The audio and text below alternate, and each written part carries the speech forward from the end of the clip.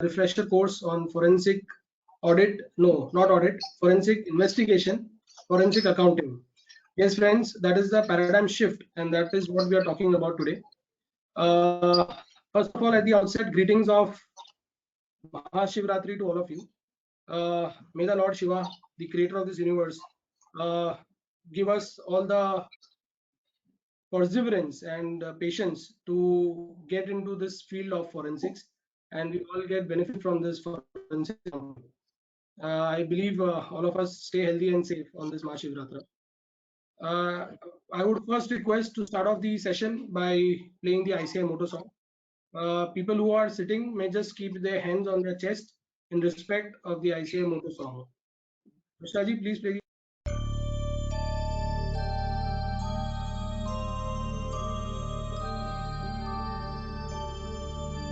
य एष सुप्तेषु जाग्रति य एष सुप्तेषु जाग्रति कामं कामं कामं कामपुरुषो पुरुषो निर्विमाणः निर्विमाणः तदेव शुक्रं तद्ब्रह्मा तद्ब्रह्मा तदेवामृतमुच्यते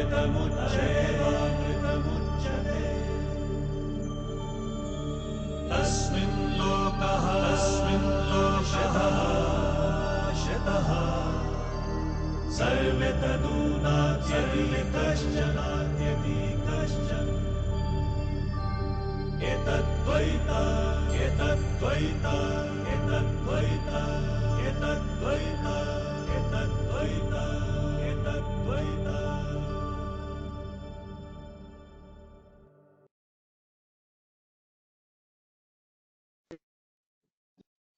Thank you, everyone. May I now request our chairman, C. Manish Gadia, before we could start with the session today, to address the gathering and share his vision to all of us. Over to you, Manish Bhai. Thank you, Arpit. First of all, I compliment Arpit for drafting such a fantastic refresher course on forensic accounting and investigation. So before going to the subject specific, first of all, I will say that this year we have selected a motto of WIRC is bold. What is the meaning of bold? Bold means embrace the change. So the only thing what I believe in this world which is constant is change. So every time everything is changing. So we have to keep the pace with that, and we have to change according to the time. If you see this budget also, so various kind of compliance practice going to shrink day by day, and we have to work hard to get a newer kind of practice, that is the business advisory, consultancy, this kind of practice. And in that, one of the area is forensic accounting and investigation. This is a good area of practice, newer area of practice as far as the chartered accountants are concerned, and we should develop that skill set. So this change is inevitable, and we have to change ourselves. After the change, what is the important is we have to organize ourselves. We have to not organize only our office, our infrastructure, but also our skill set. So various things you have to organize, and then the next step is to learn. And at WIRC, we always believe in the quality learning. And because of that, we are organizing various kind of webinar and seminar for learning of our members. So learning is the thing which you will start once you born, and it will continue till your death. And after learning, the best and the important thing is to deliver the best quality service to the client. So this is what we call bold. And I believe that each and every chartered accountant should be bold and dutiful to his duties. So thank you, and I thank Robin Banerjee sir also for accepting our invitation at such a short notice. and agree to take an inaugural session. So thank you very much, sir. Over to you, Arpit. Thank you, Chairman. Indeed, bold is the theme of and should be the flavor. And today, when we talk about forensic, I think there cannot be a better word that would summarize the entire role of a chartered accountant in forensic. So therefore, a very apt theme to start off with. And yes, we have Robin sir with us. I think he joined us last time when we did a super refresher course. He inaugurated the session, and today also he is accepted at a very short notice. To introduce Robin sir to all of you, I would request Murtuza bhai to please, my colleague in the council, to please introduce Robin sir. Thank you, Arpit. So, all the dignitaries on the panel here and all the participants, it is really a pleasure to introduce CA Robin Banerjee. He is a chartered accountant, cost and management accountant, company secretary, and master of commerce. He is currently managing director in Caprions India Limited. Before this, he's worked like at Hindustan Unilever as general manager, ArcelorMittal Germany as managing director, Thomas Cook as executive director, SR Steel as executive director, and Suzlon Energy as group CFO and member of his global boards. He has been given the Ethical Businessman Award for 2018-19 from Rotary International. He is also member of board for independent directors, Indian Institute of Corporate Affairs, Government of India, and is chairman Finance and Tax Committee of CII Western India. He is authored two best-selling business non-fiction books, Who Cheats and How. It has been in the top 10 business books list for several months and is available in English, Hindi, and Marathi languages. The second book is Who Blunders and How, recently publicized and already in its second reprint. So, an expert on the forensic accounting and one of the best faculties that we have. With that, I welcome Robin sir. Over to you, Arpit. Thank you, Murtuza bhai. Absolutely rightly mentioned, and he's one of the most sought after speakers, and plus his blogs are something that we all should follow to get updates on really what is happening in the current world. With this small introduction, Robin sir, I request you to please take over. Thank you, all of you. Thank you, Manish bhai, Arpit, Murtuza, and Ashish. Good afternoon, ladies and gentlemen. Good afternoon. Good evening, actually. And Mahashivratri to all of you. Good wishes from the creator of the world. We are talking about today on forensic. And that's what you are going to discuss and learn, debate, perhaps unravel the mystery of forensic over the next few days.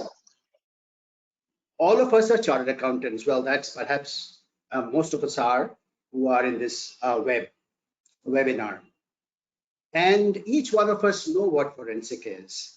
It's like taking coal to the Newcastle. How can I discuss forensic with chartered accountants? Because you people are the experts in this field. However, when we talk about forensic, I think we do make a mistake that maybe it's called auditing. As far as accounting and auditing is concerned, it is our domain. It's the domain of chartered accountants all over the world. Certified accountant, chartered accountants, we are supposed to be experts of accounting and auditing. Forensic or expert method or scientific method to figure out whether there is any fraud or any misdeeds is comparatively a new phenomenon. A comparatively new phenomenon in the sense that we have all studied and read that when an auditor, and most of us and all of us are auditors, when we would sign an accounts, we would say it's true and fair. The accounts are true and fair. And this is where the problem starts. Is a society to whom we belong to expecting a true and fair signing from us? I believe the society is no longer expecting a true and fair accounts from us. Whenever there is a fraud, when a fraud happens, people run away, money laundering, whatever, whenever a negative news happens, the first question the society asks is, what were the auditors doing? And where is the auditor? Or where was the auditor? And therefore, the society is expecting you and me to not only say it is true and fair, but a time has come when slowly and surely the accounts need to be true and correct. And that's the distinction, ladies and gentlemen, that society no longer expects from you and me to sign an account which is true and fair. It is true and correct.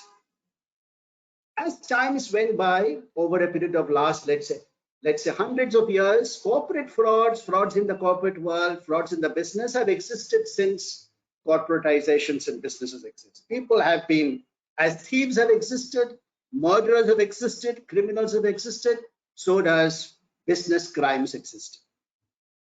It's only of late the business crime or corporate frauds have taken a new dimension. It has become larger, broader, deeper, bigger, nastier, and more dangerous. You will say that why am I coming to this conclusion that things are becoming worse? As I go by, you will realize that things are not only going worse, but unless you and me, the auditors and accountants, keep a few steps ahead, we shall be beaten in our own game. I started by saying that society does not expect anything to be just true and fair. Accounts is true and fair. The society is expecting that when we sign an accounts, we say it's true and correct. Now, as the times went by, let's say post-independence in India, Companies Act 1956 came into existence. Then a massive fraud like the Enron fraud took place. It came out at least, I think, in October 2001. And when that happened, the world took notice of. Enron happened in 2001, WorldCom happened in 2002. The globe got shaken, huge multi-billion-dollar frauds right in the face of, in front of the auditors. And what happened in India? The SEBI came out with Regulation 49. It was in existence in 2000, but come 2001 Enron fraud, 2003 the SEBI came out with this so-called Regulation 49. It became more, let's say, harsher. It went on. That's fine. Till the Satyam Fraud hit us. Satyam Fraud 2008, 2009. Now that's a classical case where we, the auditors, failed to state that some 5,000 crores of cash, which we were signing on the balance sheet as an asset, did not exist. Now, whether it was lapse on duty or the auditor believed in auditees' confirmation, I will not get into it because that's $1 million question. But the fact of the matter is the balance sheet had a hole of 5,000 crores. It overstated sales by 50,000 crores. It overstated assets. Now, obviously, most importantly, it overstated cash, which did not exist. What happened? The fraudster, Mr. Ramalinga Raju, squeaked himself to Reserve Bank of India and to SEBI saying, you know what? I have committed a fraud over the last 7 years. Moment this happened, the Indian government took notice, and therefore came Companies Act 2013. Companies Act 2013 was in the make for some time, even before Satyam fraud took place, but it got hastened to say that things must improve. Now, once the Companies Act 2013 came into existence, 2 or 3 things developed to my mind which has changed the way the society is going to look at the accountants forever. The first one, after 2013, it took some time before large frauds got noticed. The first, not exactly a fraud, but money laundering got noticed when on 2nd of March 2016, Mr. Kingfisher Vijay Mallya ran away from the country. He had 7,500 crores to be paid to the bankers. The bankers, 23 or 24 of them, moved Supreme Court to confiscate his passport, I think in 2nd of February 2016. And on 1st of February 2016, about 12 hours before the Supreme Court was hearing his passport confiscation case, he ran away with his girlfriend and 14 bags and never came back. That changed the way businesses have happened. What change took place? Two changes took place, ladies and gentlemen. This so-called Mr. Kingfisher running away from the country and getting away from the banking system. One, prior to 2016, let's say March, this is what happened. March 2016, the banking system was not recognizing non-performing NPAs, non-performing asset fully. They used to fiddle with the non-performing asset declaration.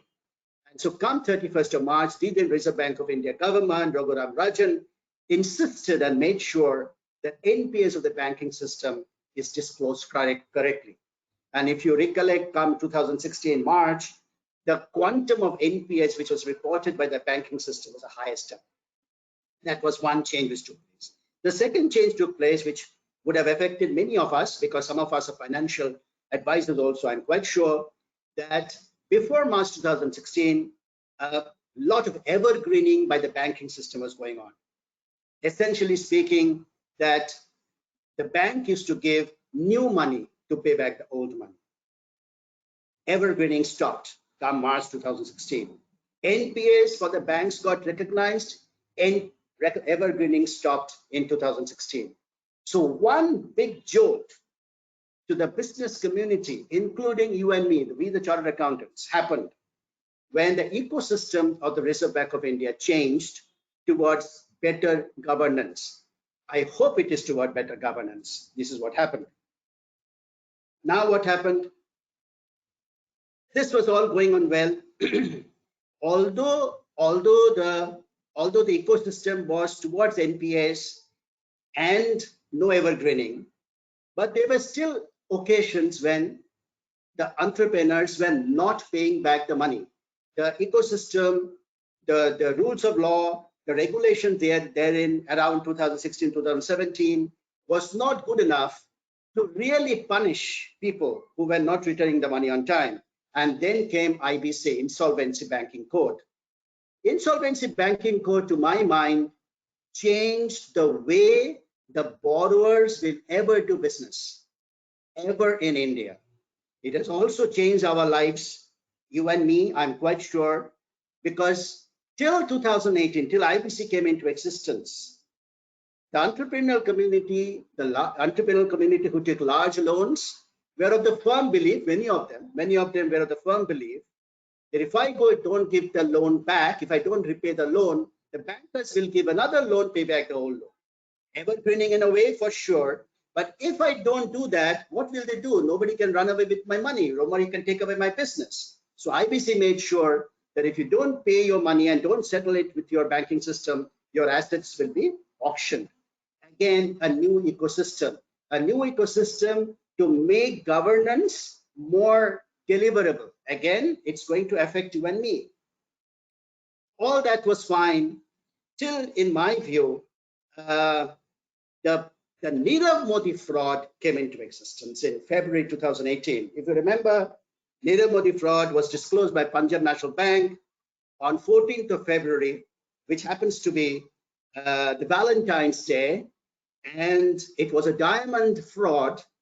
And diamond is one which I understand very rich Valentines give each other. And that was a fraud on which, that was a day, 14th of February 2018, the fraud was disclosed. Again, things changed forever. This was a fraud. Well, some newspapers, some says 14,000 crores, some says 11,300 crores, doesn't matter. It's a huge quantum of money, almost $2 billion, almost 14,000 crores. Over 7 years, this particular industrial house or entrepreneur used to get letter of undertakings or letter of credit without honoring the previous one. And they continued to loot the system for 7 years. We had statutory audits, we had internal audits, we had Reserve Bank of India audits. Well, we had every type of audit, and yet the system was not able to figure out that there was this looting taking place. Ladies and gentlemen, I feel this, what we are discussing today, the word forensic audit, got a new dimension and new life or new reality post Nirav Modi fraud. Post Nirav Modi fraud in February 2018, the Companies Act 2013 had a concept of appointing NFRA, National Financial Reporting Authority. They did not do that. Somehow, we, the chartered accountants, were obviously saying that we are good enough. Our institute is good enough. Don't worry, we don't need an NFRA. We don't need a regulator to regulate ourselves. But when Nirav Modi fraud took place, the society asked each other that what were the auditors doing? And therefore came NFRA. Had PNB Bank or Nirav Modi fraud would not have taken place, I'm not too sure whether NFRA would have ever seen its daylight. Now, NFRA is a reality. What does NFRA do? NFRA as a regulator is a regulator of the government of India, as you know. It's an independent regulator. Essentially speaking, NFRA is like, it's a video camera. It's a video camera which is looking at you and me. Now, video camera may or may not work, but just imagine if there's a theft taking place in a home and office, and there is a video camera, it desists a thief or stealing taking place. It desists. It stops from bad actions to be taking place. It's like a camera in the signals. When you drive a signal, there's a red light, you have an urge that nobody's watching, there is no policeman, why don't I pass? If you realize there is a camera which is going to take your picture and fine you, you wouldn't even pass, you will stop. It's like the threat of having a camera. NFRA is like a video camera. The big NFRA, let's say, output so far is the ILFS fraud, which was disclosed.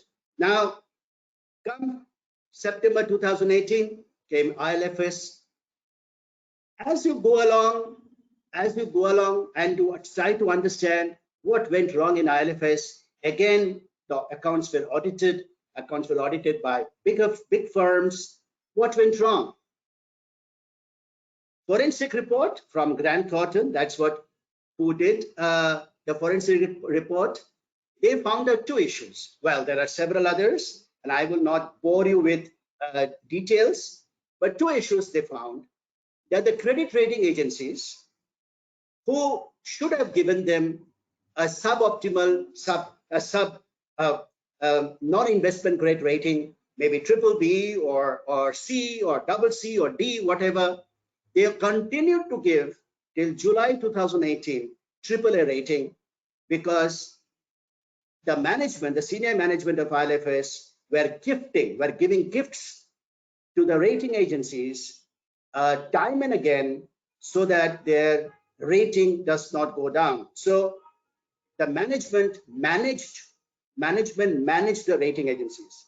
I believe the auditors would have taken recourse to that fact, that if the rating agencies are giving a AAA rating, I believe everything is fine. Unfortunately, if you go into the forensic report of Grant Thornton, you will figure out that the auditors at that point of time knew, it seems to be, that's what the forensic audit report says, they knew that the loans given were suboptimal, they were non-recoverable, equity did not exist, equity was written down or written off to a large extent, and neither the equity was written down nor the loans given which were bad were accounted for.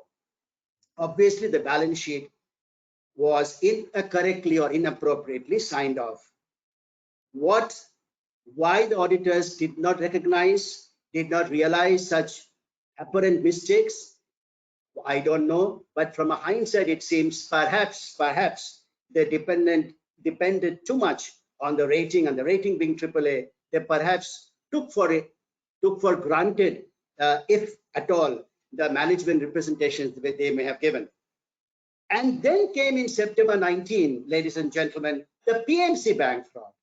Again, Pmc Bank fraud outcome was again known what went wrong, again through a forensic audit report by Grant Thornton. In fact, the Nirav Modi fraud details came from the forensic audit report of BDO. The ILFS fraud was a GT Grant Thornton forensic audit report, and of course, the Pmc Bank thereafter in September 19, which was again, people like you and me found out what went wrong inside.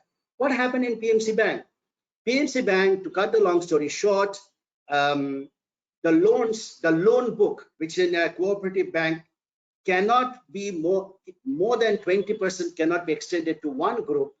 Pmc Bank gave 70%, 70% of its loan book to one group, which is HDIL group. And because it gave it to one group, the exposure was too high. What was HDIL doing? HDIL was of course money laundering the money, which was the banks were giving. Number one, number two, they were taking bets on real estate. Real estate market collapsed. Once real estate market collapsed, they were not able to return the money to the Pmc Bank, which was originally thought they would make some money, hanky-panky, they would do, and it now never happened. So, ladies and gentlemen, when we as an auditor, you will say, you know what, I have read that auditor is not a bloodhound, it's a watchdog. Auditor is a watchdog, not a bloodhound. This we have read, we have studied, we have written in our examination papers. But, ladies and gentlemen, this auditor is not a bloodhound, but a watchdog was enunciated by a judge who is called Justice Lopez in 1896. Yes, 1896. It's more than 100 years back, the judge said. World has moved on. The society has moved on. But we, the auditors, stood by. We are not a bloodhound, we are a watchdog. We may like to say that we are a watchdog, but that is no longer true. It's no longer true. The society does not expect us to be not a bloodhound. The society now wants us to sniff to figure out if there is a negative flavor or aroma. Are we getting any negative aroma? Three things have happened, ladies and gentlemen, already to make sure that auditor is more than a watchdog. One, I have already said, there is NFRA, there is a watchdog above us who are trying to see whether our accounting, our auditing is appropriate. Institute of Chartered Accountants do not have that quantum of power which the Institute had in the hitherto period. That's one development. Second development, 2018, we have already started reporting on key audit matters. The auditors are now supposed to report what specific things they would have noticed during the audit. You are forced to write on key audit matters. And come April 2021, the CARO 2020 kicks in, the company's auditors report order. That report kicks in, which puts you and me in a significantly different level of our reporting. We will have to say whether loans have been taken and not accounted for, loans have been taken and not returned, whether loans have been improperly used. The bigger picture which is emerging in our country, especially in our country, is that one is this banking fraud. Entrepreneurs and businessmen taking loans, painting a lovely picture, painting a picture which doesn't exist, and then not returning the loan. Worse is, if the loans are not returned, if the business is not doing well, that's another matter. But the loans are not returned, if the business is doing well, and that's where the problem lies. you are aware, perhaps maybe it has slipped your mind, entrepreneurs who have taken loans but have not returned the money on time, or but have not returned the money, as you know, are called willful defaulters. Today, ladies and gentlemen, the quantum of willful default in the country is 1,50,000 crore. 1,50,000 crore. You will also be surprised, and maybe some of you know about it, that almost 27 or 28 defaulters, willful defaulters, have loans exceeding 1,000 crore. Yes, ladies and gentlemen, there are about 30 of these borrowers who have loans exceeding 1,000 crore. They ran away with the money. Now, this is the problem. What happens to the accountants? What happens to the auditors? What happens to you and me? What happens therefore, the expectation of the society from you and me? So therefore, because the things are moving so fast, in spite of NFRA coming, in spite of KAM coming, instead of hopefully CARA 20 coming in quickly, in spite of IBC coming in spite of entrepreneurs taken behind bars, in spite of the ecosystem being more towards better governance, people are still taking advantage of the situation. And therefore, before I come to forensic, I want to tell you just one more thing, that when you are an auditor, most of the time as an auditor, I'm not talking about forensic auditor, but a normal auditor, internal auditor, or a statutory auditor, doesn't really matter. We are looking for internal control weaknesses. Internal control weaknesses where the purchase department has taken money and given orders to some people who were not supposed to get the order. Goods were received, goods were not received but paid for, internal control weakness. Scraps taken in the night and sold, and the manager pockets the money, internal control weakness. Teaming and lading taking place in debtors accounting, internal control weakness. But my dear friends, ladies and gentlemen, these are small matters. Internal control weaknesses can be plugged. As an auditor, be it forensic or otherwise, you can plug internal control weaknesses if you find there are internal control weaknesses, and not difficult for you to find. But the problem which you and me are now going to go through is not internal control frauds. It is the structural frauds, which is the problem. When the entrepreneur, when the board, when the top management structures a fraud, Nirav Modi fraud was a structural fraud. It was a highest authority who continued to take letter of credit by bribing the management of the Pmc Bank. It was a structural fraud. I'm not too sure whether the internal auditor would have figured out by carrying out an internal audit. Of course, an appropriate bank reconciliation statement of the bank should have been able to figure out, to my mind, but that is another matter altogether. We will not discuss for the time being. But that's a macro fraud. That's a structural fraud.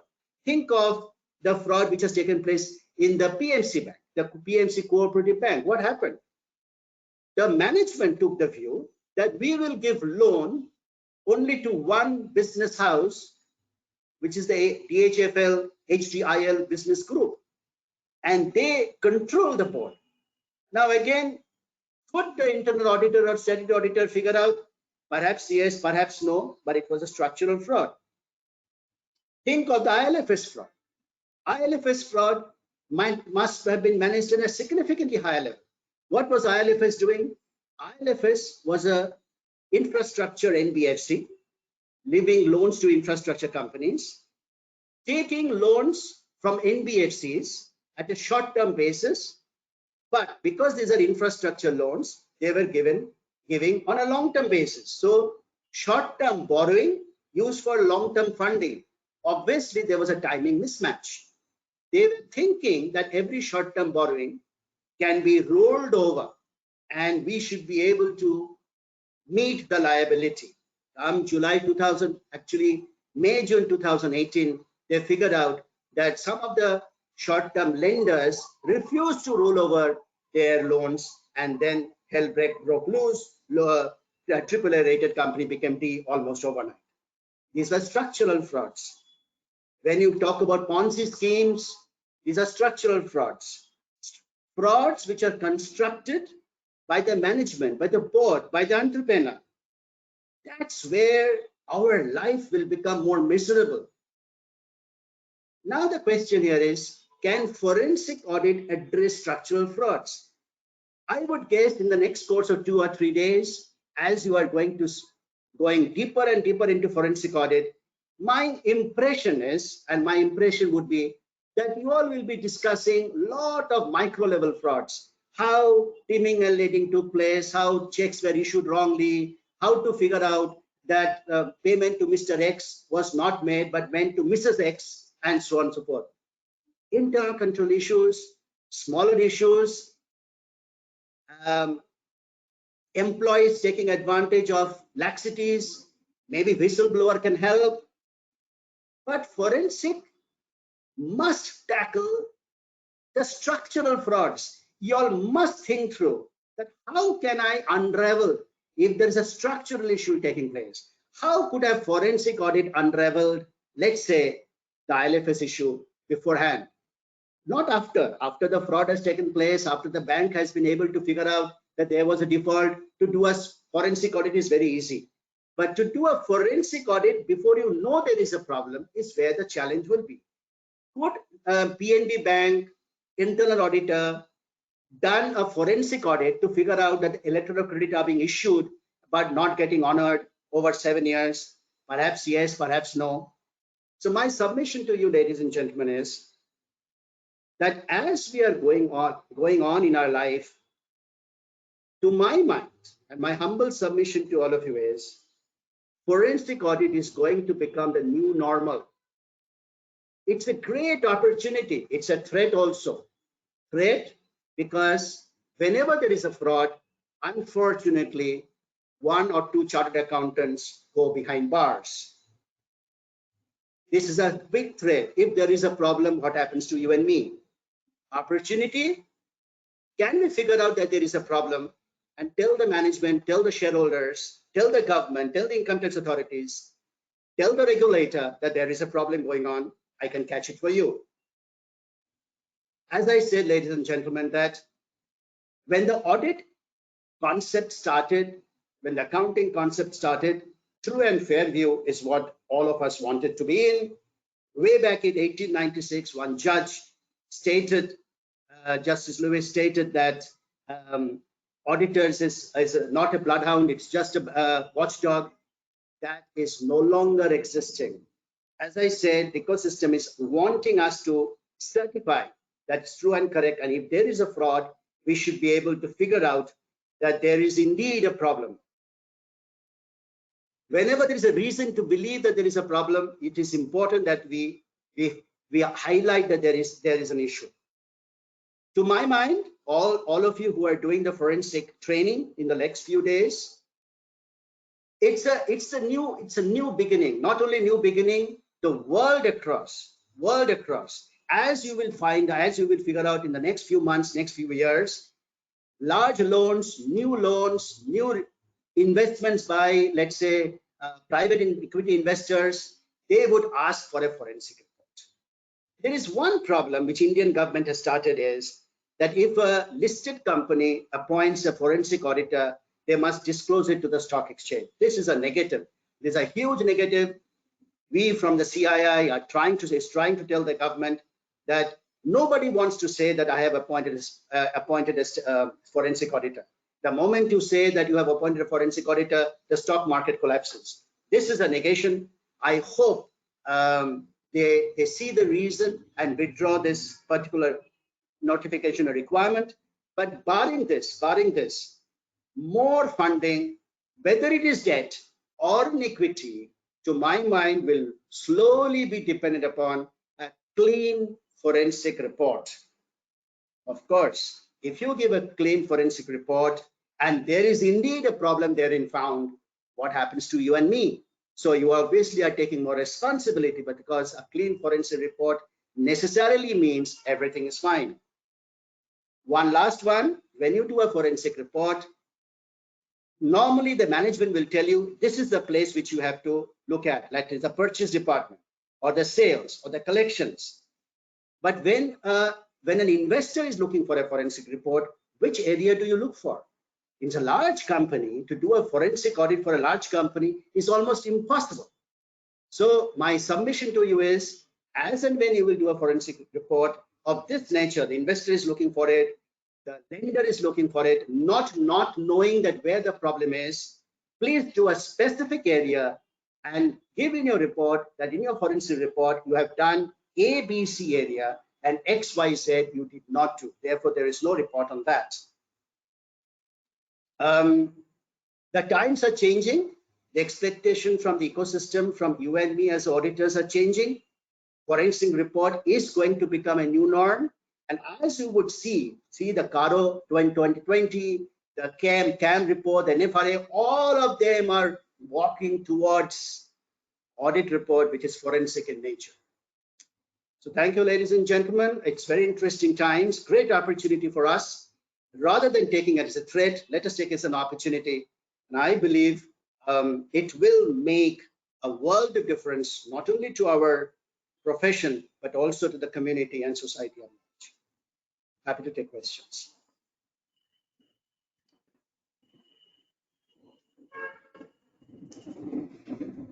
Thank you, Robin. I think very well put up and set up for the next round of trainings that we're going to have. In fact, just after this session, we've got a wonderful speaker, Madam, who will be talking to us about effective writing of forensic investigation reports. Now, we could take some questions. I would request all the participants if they could take some questions. But coming back to one interesting thing that you mentioned about the opportunity and threat. As a chartered accountant, as a institute, I think there are a lot of actions that CAs are now facing up. So we would have to develop guidance as to how are these repercussions. And I believe, as you said, opportunities. There is an opportunity here for chartered accountants to advise how to represent in front of these agencies, or how to represent, how to tackle, or how to interact. Because if there could be some customary notices also. There could be some very regular inquiries. Stock audits have been sent by you or not, or various some routine queries that CBIs or the EOWs and the other agencies do. So,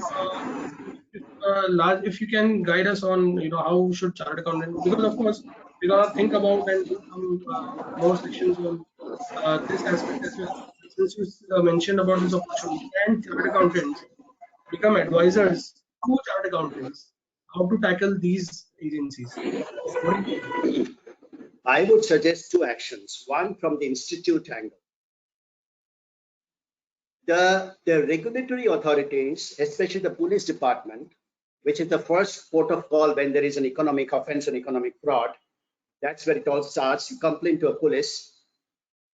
They don't understand what is an audit report and what a chartered accountant is supposed to do. And what happens whenever there is an arrest, they go and pick up the chartered accountant also. The moment that one is behind bars, it takes weeks for us to get away from here, because one needs to prove that I was not responsible, we were not supposed to do.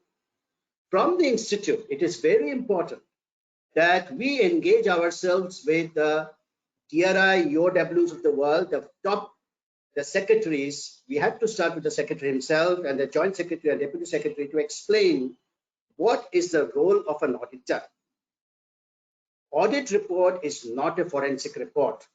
If you find that forensic report is fallacious, you can call us. So what happens, because there is an auditor, there is a chartered accountant, they do not understand what are they supposed to do.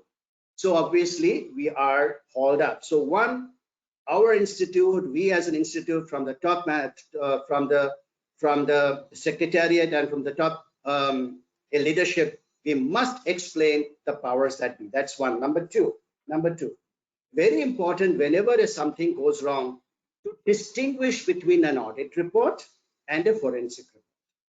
As far as we are concerned, we are still true and fair. We are supposed to report true and fair. As I said, The society is expecting true and correct. The society can expect true and correct. But the fact of the matter is our audit is still true and fair. That's what we focus upon. That's the distinction. As the time go by, more and more true and correct concept will emerge. That's, if you look at Karu 2020, it's nothing else but is true and correct. KM is true and correct. They're all moving towards true and correct without stating it is true and correct. So the onus is also coming onto us more and more. Therefore, the risk and reward is also going against chartered accountants. We are taking so much of risk because we are signing a balance sheet. If something goes wrong, what happens? But what about the reward? So we are 350,000 of us, of which 150,000 of us are in practice. Maybe 2 lakh is in the service. Let us forget the 2 lakh which is in service. They are not concerned with this by and large. It is a 150,000 of us. We have to understand what is our role, how we execute a role, not reduce the audit fee too much and do any side of audit, and then a chartered accountant is arrested because we do a slipshod job. We don't have money enough because reward is not good enough. Therefore, we did not check everything, and therefore we gave a certificate, and tomorrow a problem arising. These 150 of us, 150,000 of us must somehow get together under the ownership and office of the institute to ensure that now we start doing a good job and slowly move towards a true and correct ecosystem instead of the so-called true and fair. It's not easy. As I said, it's an opportunity and a threat also. Quite interesting, actually.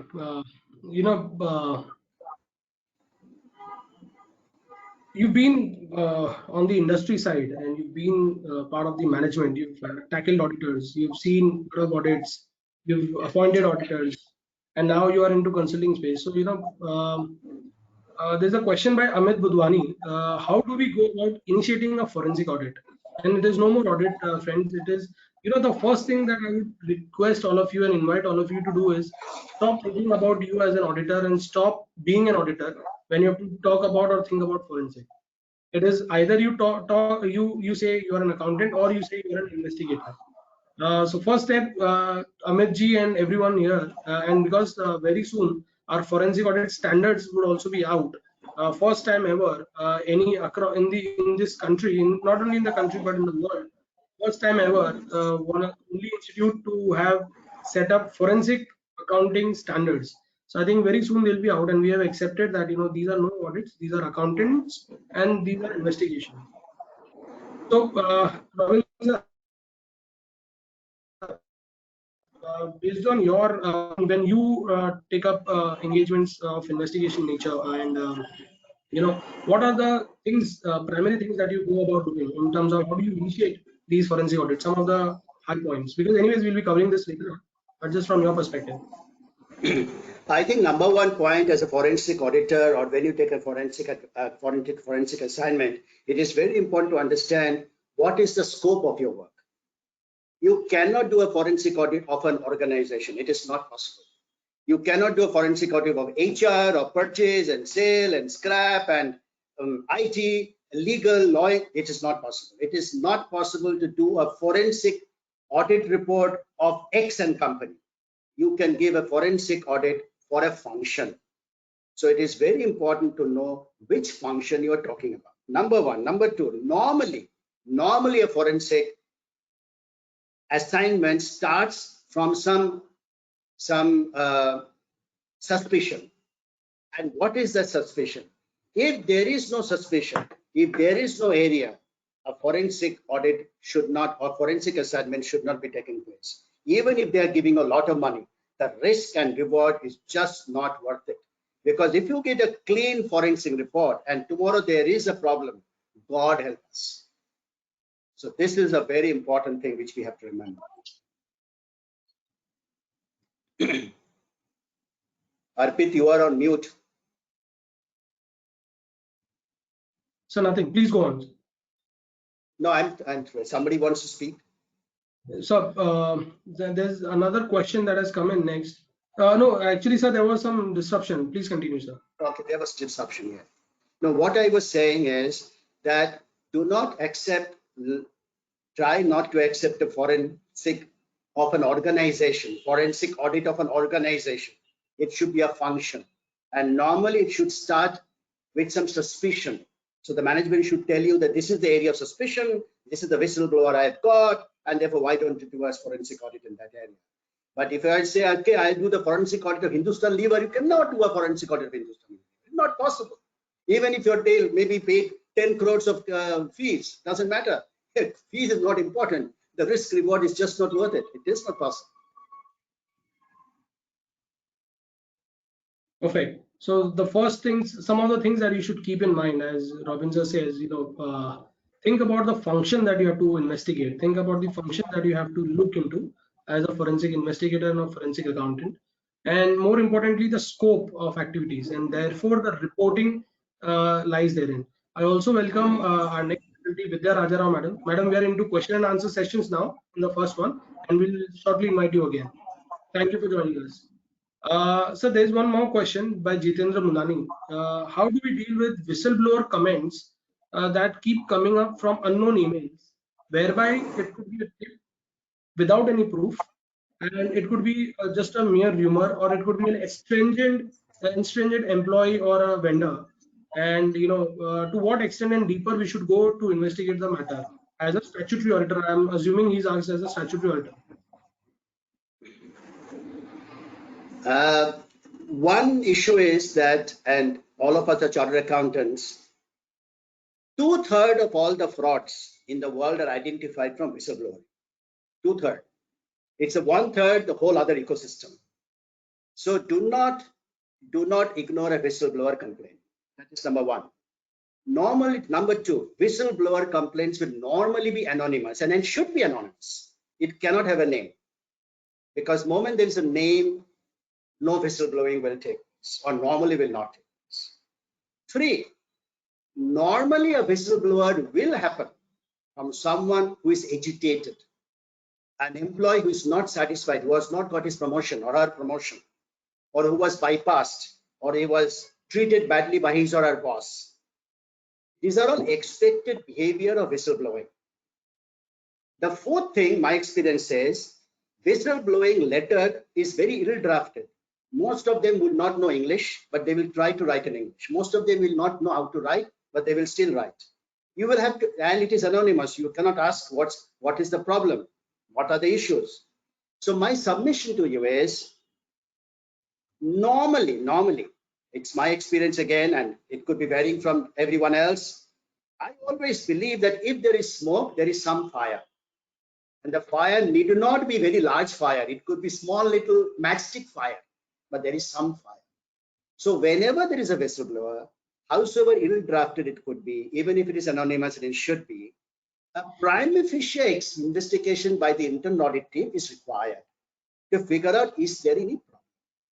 So do not ignore a whistleblower. Whistleblower must be taken into consideration. But I think if you look a little bit, you will be able to figure out if there is anything wrong or right or wrong. So yes, please do not ignore a whistleblower complaint. And that's the ecosystem which we must encourage. In fact, more the whistleblowing take place, chances of better governance can be delivered. Perfect. So whistleblowers, it of course depends upon then your own judgment. How much do you want to really go deeper, or really want to? So it could be either way. Either you end up wasting your time, or maybe you get something really meaty lying under there. But of course, as an investigator, you'll have to wear a hat which is different than as an auditor, and think just mere beyond compliances. You have to think how does it impacts your scope of reporting, and there is where your function would lie. So then there is a question, is there any correlation? So since you are from an industry background, do you think there is any correlation between system audit and forensic investigation function? A system audit definitely is trying to look at, let's say, control weaknesses. A forensic is looking for a fraud. That's the difference. A forensic is knowing, most probably there is 90% chance that you have been told, Baba, there is a fraud, why don't you look at and identify the fraud? Or there's a whistleblower which says there is a fraud going on, something is wrong, you are doing. So forensic auditor is looking for a fraud, system auditor is looking for putting things right. So forensic audit is looking for wrong things and system audit is looking for right things. So do you see fraud being perpetrated or cooked using systems? For example, PNB that you mentioned. Absolutely. Not the PNB Bank. The Nirav Modi fraud is completely misutilizing the system. In fact, most of the frauds which are macro in nature misutilizes the system. Absolutely, no question about it. No question about it. So therefore, Not the necessarily. correlation. Let us say, for instance, no, 1 minute. Let us say there is a Ponzi scheme going on. Let us say the scheme where, let's say, the Kingfisher fraud. Kingfisher fraud is simple. That the loan was taken from the banks with an objective that the money will be used for investing in the airlines business. What happened? The money was taken out from the bank and was money laundered abroad to buy horses and whatever. It is not a system fraud, it's a systemic fraud. Highly English jargon, but yes, sometimes they will take advantage of the system, sometimes they will just bypass the system and take the money out. So, but what do you think about the PNB LOU fraud? Was there, so since there was no entry in the system, suppose if there would have been a system auditor himself, would there, so most of these fraud, as you said, 2/3 are being detected by whistleblowers or someone who would complain that, you know, this is how money is being laundered, money is being taken out. Inherent in the system, by far, because of the auditing mechanism, because of the ecosystem, do you really feel there would be a lot to do by a system auditor who can, maybe as a system auditor, I can go and find out there's a huge fraud that is being planned? Take ILFS, for example. I think, I still feel, while I don't think the forensic audit report did mention that the auditors did not do a good job, but I personally still feel that if the auditors would have done simple reconciliation, there is a liability on one side, what has happened to the liability, that would have been covered. It is 14,000 crore over 7 years. How can this last if you would have done, as you rightly mentioned, a system audit or a reconciliation? When I was in class 9, I did bank reconciliation statements, checks issued but not encashed. We can go round and round in circle, but I believe, I heart believe this one should have got this one. I don't think about ILFS, that's a difficult one. Pmc Bank giving loans to one party is a difficult one, but ILFS, but the PNB Bank, I think it should have been. We should have done it as a profession. We should have done a better job. And because we are all in one profession, we don't have news reporters here. We are all in a closed group. I think we can be a little more honest to ourselves. And more we honest to ourselves are, more we will be able to improve ourselves. Because at the end of the day, please try to understand, our profession depends upon the ecosystem belief on auditors and chartered accountants. They must believe, if a piece of paper has been signed by a chartered accountant, I can take that piece for granted. The day this belief will go away, you and me will not exist. We will not exist. Ladies and gentlemen, please try to understand our signature. In fact, our Prime Minister himself said our chartered accountant signature is more powerful than that of Prime Minister himself. That's a fact. Based on our signature, thousands of crores of money is lent. But if a day comes when they do not believe our signature, who will pay us? We will not exist. So we must go behind the curtain and see what went wrong with us and how we can correct it for tomorrow. It is our trust. It is that society's trust on us. And we are the governance people. We are the people who are the governance champion. It is we who sign the balance sheet and profit and loss account. If we are not trusted, it is like a doctor. When a doctor gives a prescription, blindly we go buy a medicine and put it in our stomach. Same thing should happen when we sign a balance sheet and profit and loss account. The banking system, the investment system must blindly invest and go buy that piece of paper. And therefore, I am again saying, The ecosystem is towards true and correct and not true and fair anymore. And therefore, forensic audit is going to play more and more important.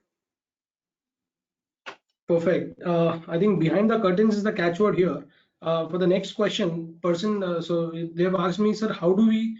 So we've all done FFD. We are now expertise, and you are willing to be on that platform to state and declare whether it is true and correct, not true and fair. But how do we get the first break as a forensic investigator? I think I don't know the answer. How do you get the first if break? you allow me, You want to answer this. I don't know the answer. So if you allow me, I would want to attempt to answer that. Please The first step for all of us to start as a forensic investigator is our roles in the management, as rightly mentioned by Robin sir, as a system auditor, as a stat auditor, as a concurrent auditor, as an internal auditor.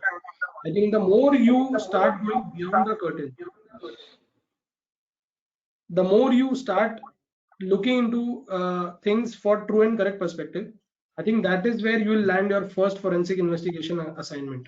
And that is where you will get the first credential of establishing yourself as a forensic accountant. Because not always that the management is aware that there are fraud being perpetrated or fraud being planned in the company. So it's a vast setup. There could be leakages. There could be so many things. I think the first step to be a forensic investigator is your own role right now that you're playing. And as mentioned by Robin sir in the last, that the moment we start realizing that our signature value, and to make sure that this value stands to the test of time for the correctness, I think that is when we can really get into the forensic role as well.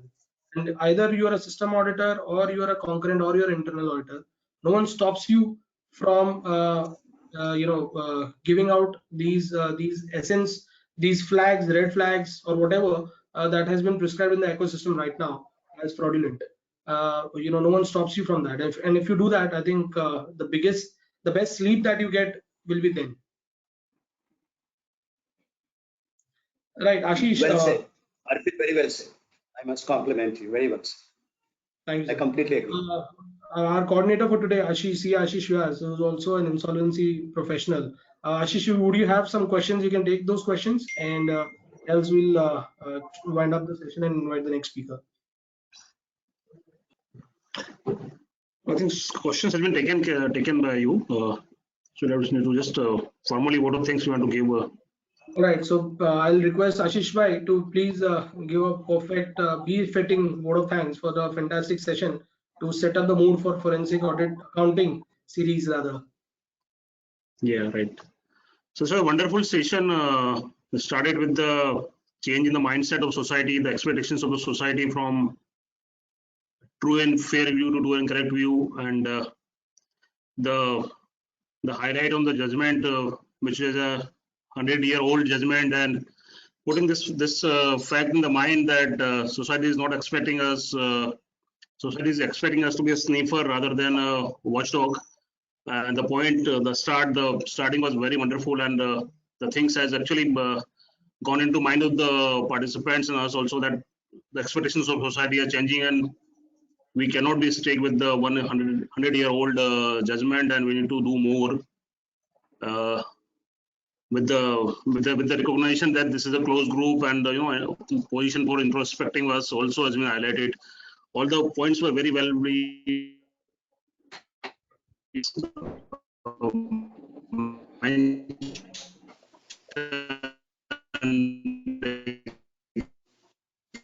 history of against the profession also been repressed during this session. So we are thankful to our speaker, Mr. Robin Banerjee, for such a wonderful session. On behalf of WRC and everybody present here, I convey a hearty word of thanks. And this was a wonderful session, and we look forward to hear more from you, sir. Also, we thank Arpit, for making it very interactive and asking questions and answering a question as well. So it's wonderful to hear you as well, Arpit. You are continuing the session. Since we are at the end of this first session. Thank you very much. Thank you, Robin. Thank you, Robin sir, once again for setting up the mood for this. And for people, please continue posting your questions, because we've got another session, a very exciting session coming up from someone. When we talk about startups, she represents a startup in chartered accountancy in our fraternity. So Vidya Rajarao madam has joined us. We welcome you, madam. And a lot of questions that have come up, and I will request all the participants, because now we are going to talk about how to write effective investigation reports. This will sum up a lot of insights and give you a lot of how do you report things in a perspective from someone who's been the leader of one of the best forensic agencies in India. So I would request Ashish bhai once again to please introduce Vidya Rajarao madam, and so that we can quickly get on with the session. Yeah, good evening, friends. It's a privilege to introduce Ms. Vidya Rajarao. We work from the same organization. I also used to work with Pricewaterhouse, so I'm happy to see you, ma'am. She's an alumni of Pricewaterhouse Coopers. Ms. Rajarao is a chartered accountant from Institute of Chartered Accountants of India and a certified fraud examiners from the Association of Certified Fraud Examiners. Ms. Rajarao is a founder and director of Fraudopedia Private Limited. It's a startup venture that aims to equip young professionals in accounting, law, and management, and stakeholders like independent directors, executive directors, and company secretaries with tools to prevent, detect, and combat fraud in India. The name of organization is Fraudopedia Private Limited. Correct me if I'm pronouncing it wrong, ma'am. No, it's correct. It's just Fraudopedia. So fraud encyclopedia, So Fraudopedia. That's it. Okay. Yeah. Thank you. Prior to starting Fraudopedia, Ms. Rajarao stabilized and led the forensic audit practice in Grant Thornton and PricewaterhouseCoopers in India.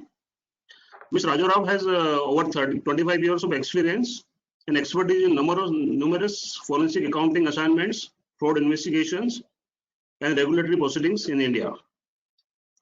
She's also recently nominated as a member of Technical Advisory Committee of the National Financial Reporting Authority, NAFRA, an independent regulator established. We all know this, NAFRA. And Ms. Rajarao is a chair audit committee and an independent director at a fast-growing global engineering organization headquartered in Pune. There are more few lines. Ms. Rajarao was recently nominated as a member of the Technical Advisory Committee of NAFRA, and she was the only. Ms. Rajarao was the first Indian to elected as to the board of president of the Association of Certified Fraud Examiners, and she recently served as the vice chairman of the same organization. With this brief introductions, I welcome you, ma'am, in the session. Thank you, Ashish. Thank you. I think you have perfectly portrayed what happens when you see your boss on the same screen. A little nervousness and little jittery. So no issue. And of course, with the personality that Vidya Rajarao madam has, and I think the kind of cases and the kind of work that she's doing, I think we should get nervous because it is an inspirational thing. And madam, we look forward to your guidance to all the chartered accountants as to how effectively should we report and what are the nuances that we should take care while doing forensic accounting. Over to you, madam. Okay. Thank you, Arpit, and thank you, sir, for giving me this opportunity. And thank you, and a good evening to all of my fellow chartered accountants. I'm actually very surprised and pleased that at the same time that you continue to have these sessions when it's a public holiday. The last time it was Christmas, this time it's Shivratri. So I don't know next time, what it would be, but maybe I think your members are so busy, and especially during the year-end audit season, I guess they may have time only during public holidays, I guess. But I won't take much of your time. I will start right away, but only one point of disclaimer, obviously, is I'm speaking for myself and not speaking on behalf of the NFRA or any of the regulatory authority or the members of NFRA. So with that, I think my topic is, writing reports.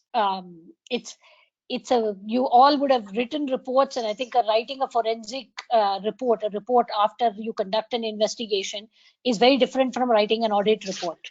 So for those of you who are statutory auditors, don't be angry with me for saying it, but I think audit reports are fairly easy to write. I think the footnotes are the most difficult to draft because most of the language is already given. You just have to choose whether it's a disclaimer, a going concern, or a qualified opinion, or a clean opinion. The language is already given by the institute.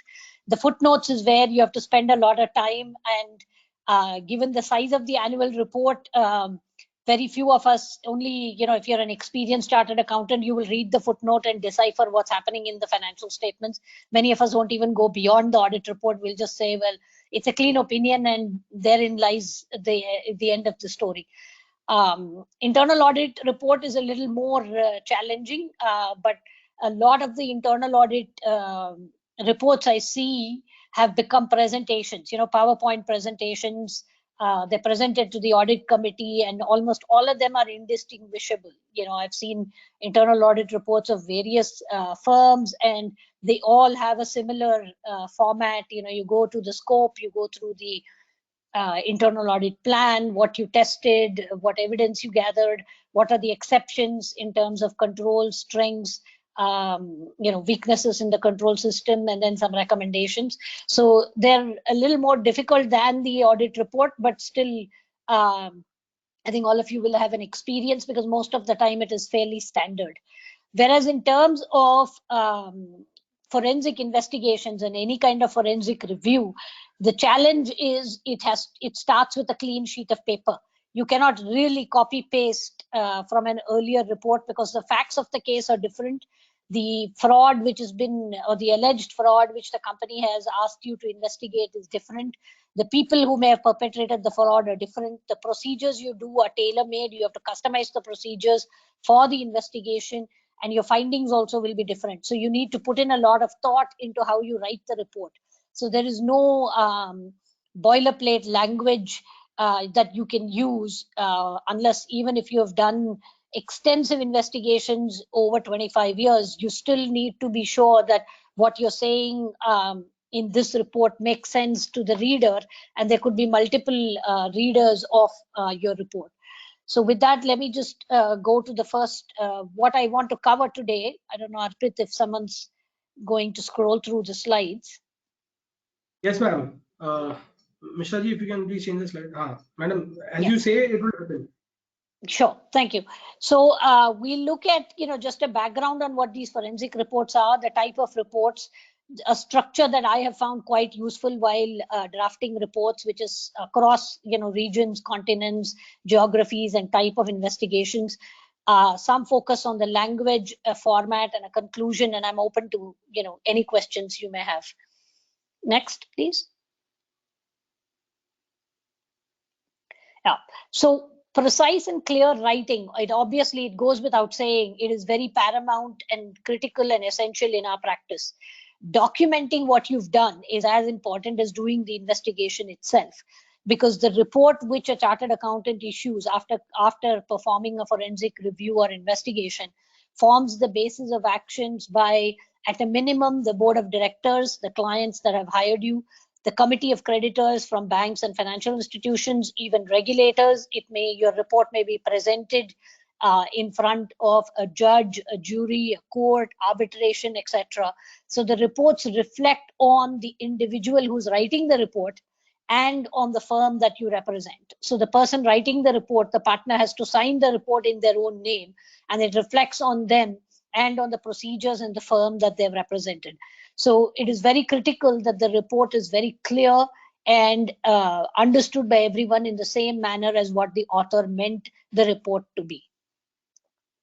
Next. So like I mentioned earlier, there is no standard report per se in forensics. It depends on the type of engagement. So sometimes, so from the simplest report could be, a background check. You're asked to do a background check on either an individual or an individual plus a company or partnership or a legal entity for a potential investment which your client is looking at and they want to know more.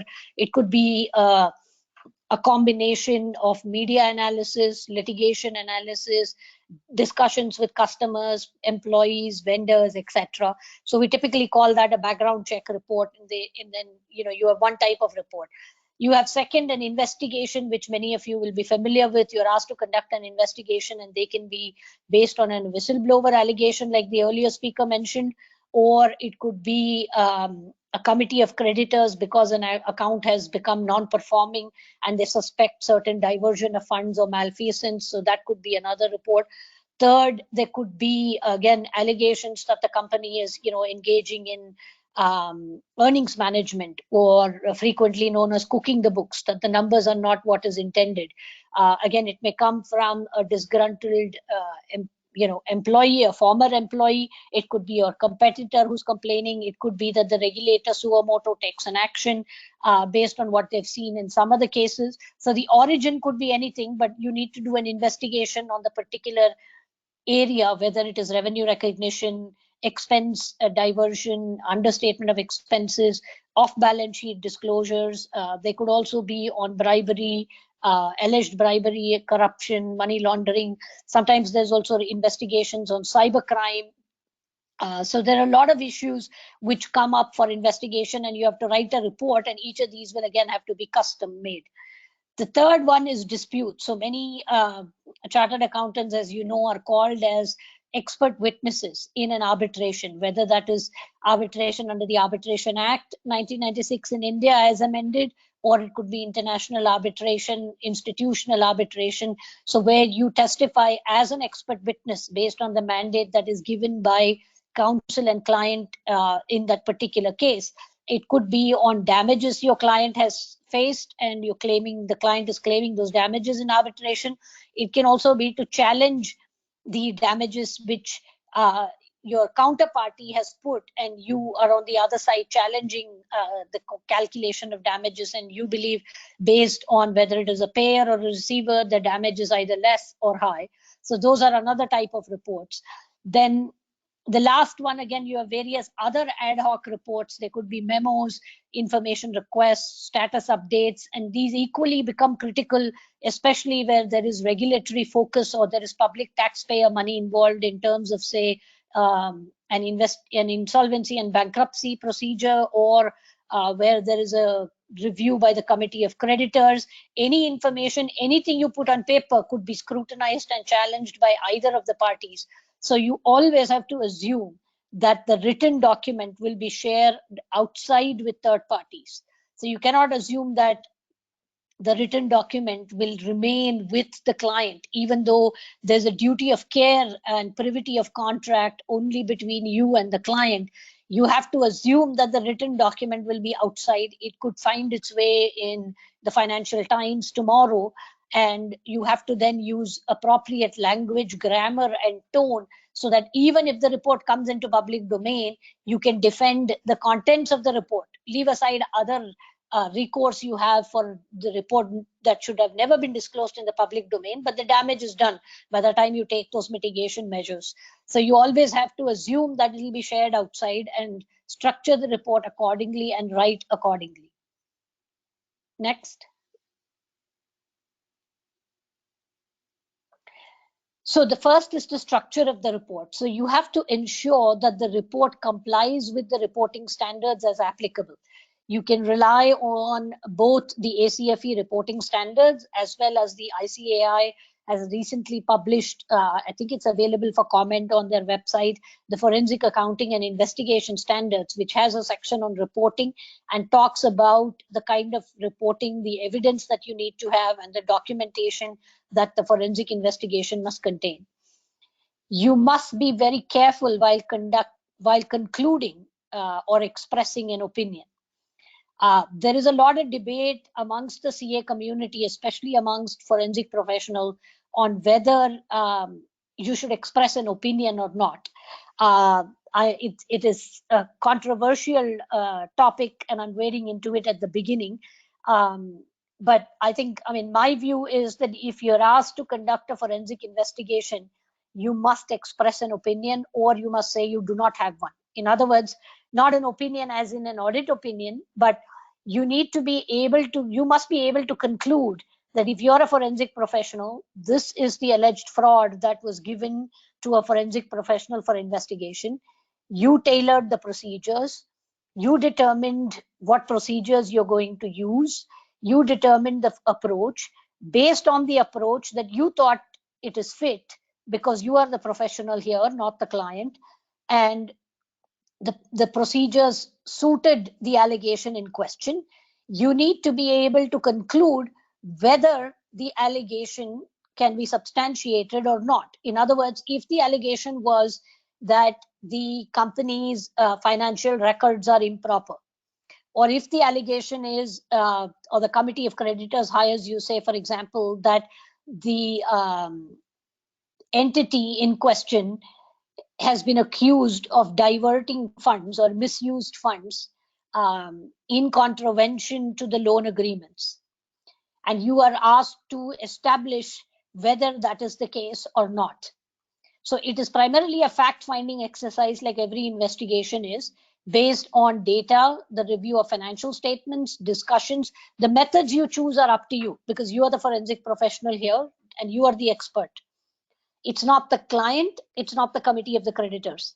So based on the procedures that you have adopted, you need to be able to conclude whether the forensic procedures that you designed and conducted led to a diversion of funds or not. So you need to have that conclusion, and that has to be based on the procedures that you have undertaken. And you have to separate facts from opinion. There are a lot of reports which we see now, and there's a lot of debate in the public domain where the report of the forensic investigation is inconclusive. There is no conclusion. They don't conclude whether there has been diversion of funds or not. Your choice of words may be different. You cannot conclude, and you should not conclude, whether there is fraud or not, because fraud is a matter of law and it can only be decided by the court. It's a matter of law to decide whether there is fraud or not, but you must conclude whether there has been a diversion of funds. What is the scope that you signed up for? Otherwise, there's no purpose to the forensic report itself. So you have to be careful while concluding, but you must conclude. If you're unable to conclude, you should say so, that you're unable to conclude, but the inability to conclude cannot be because of inappropriate or poorly performed investigation. So let me say it again. Your inability to conclude on the forensic investigation cannot be because of a poorly conducted investigation. It can only be due to a constraint on collecting evidence. It's a constraint on performing the work, or you are unable to conclude because the person did not cooperate, or you did not get enough data from the client, the company, or the third party. All of them comes down to external factors. It cannot be internal factors, because you are the one in charge of the investigation and you are designing the procedures. So it's important that you need to conclude and express an opinion, but you have to separate facts from opinion. So there will be a lot of facts that will become clearer, which before the investigation were either hidden or concealed. So some of them will be facts, that A is related to B, or A was otherwise misleading B through these emails, and the public persona is different from a private persona. So those are facts which you have to separate from an opinion. The second point is you must only include facts that are relevant to the scope or the allegation being investigated. This is again a very common misconception and a common indicia that we see in current reports. So for example, if the investigation is about whether funds have been diverted or not, you need to conclude on those facts first, and not conclude on, or just provide a list of related parties, for example, and not say whether those related parties have been used to divert funds or not. So it's irrelevant to me as a client, as a committee of creditors, to know who the related parties are. That one can decipher from the audit report. Unless you are identifying additional related parties that were not disclosed, that is a finding, but you still need to go to the next step and state whether those related parties were used in fact to divert funds or not, because that's the scope. Your scope of the investigation is to determine whether there was diversion of funds or not to identify who the related parties of the company are or any additional related parties that were previously not disclosed in the audit report. So you need to be very clear that you include facts and opinions that are relevant to the scope or the allegation being investigated. And the third point, you have to ensure that both your opinion and the facts are supported with evidence that was properly collected and reviewed.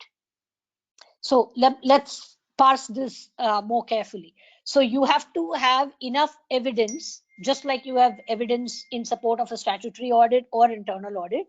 You need to have evidence to support your facts that you identified 5 other related parties, for example, which was previously not disclosed. What evidence do you have for that?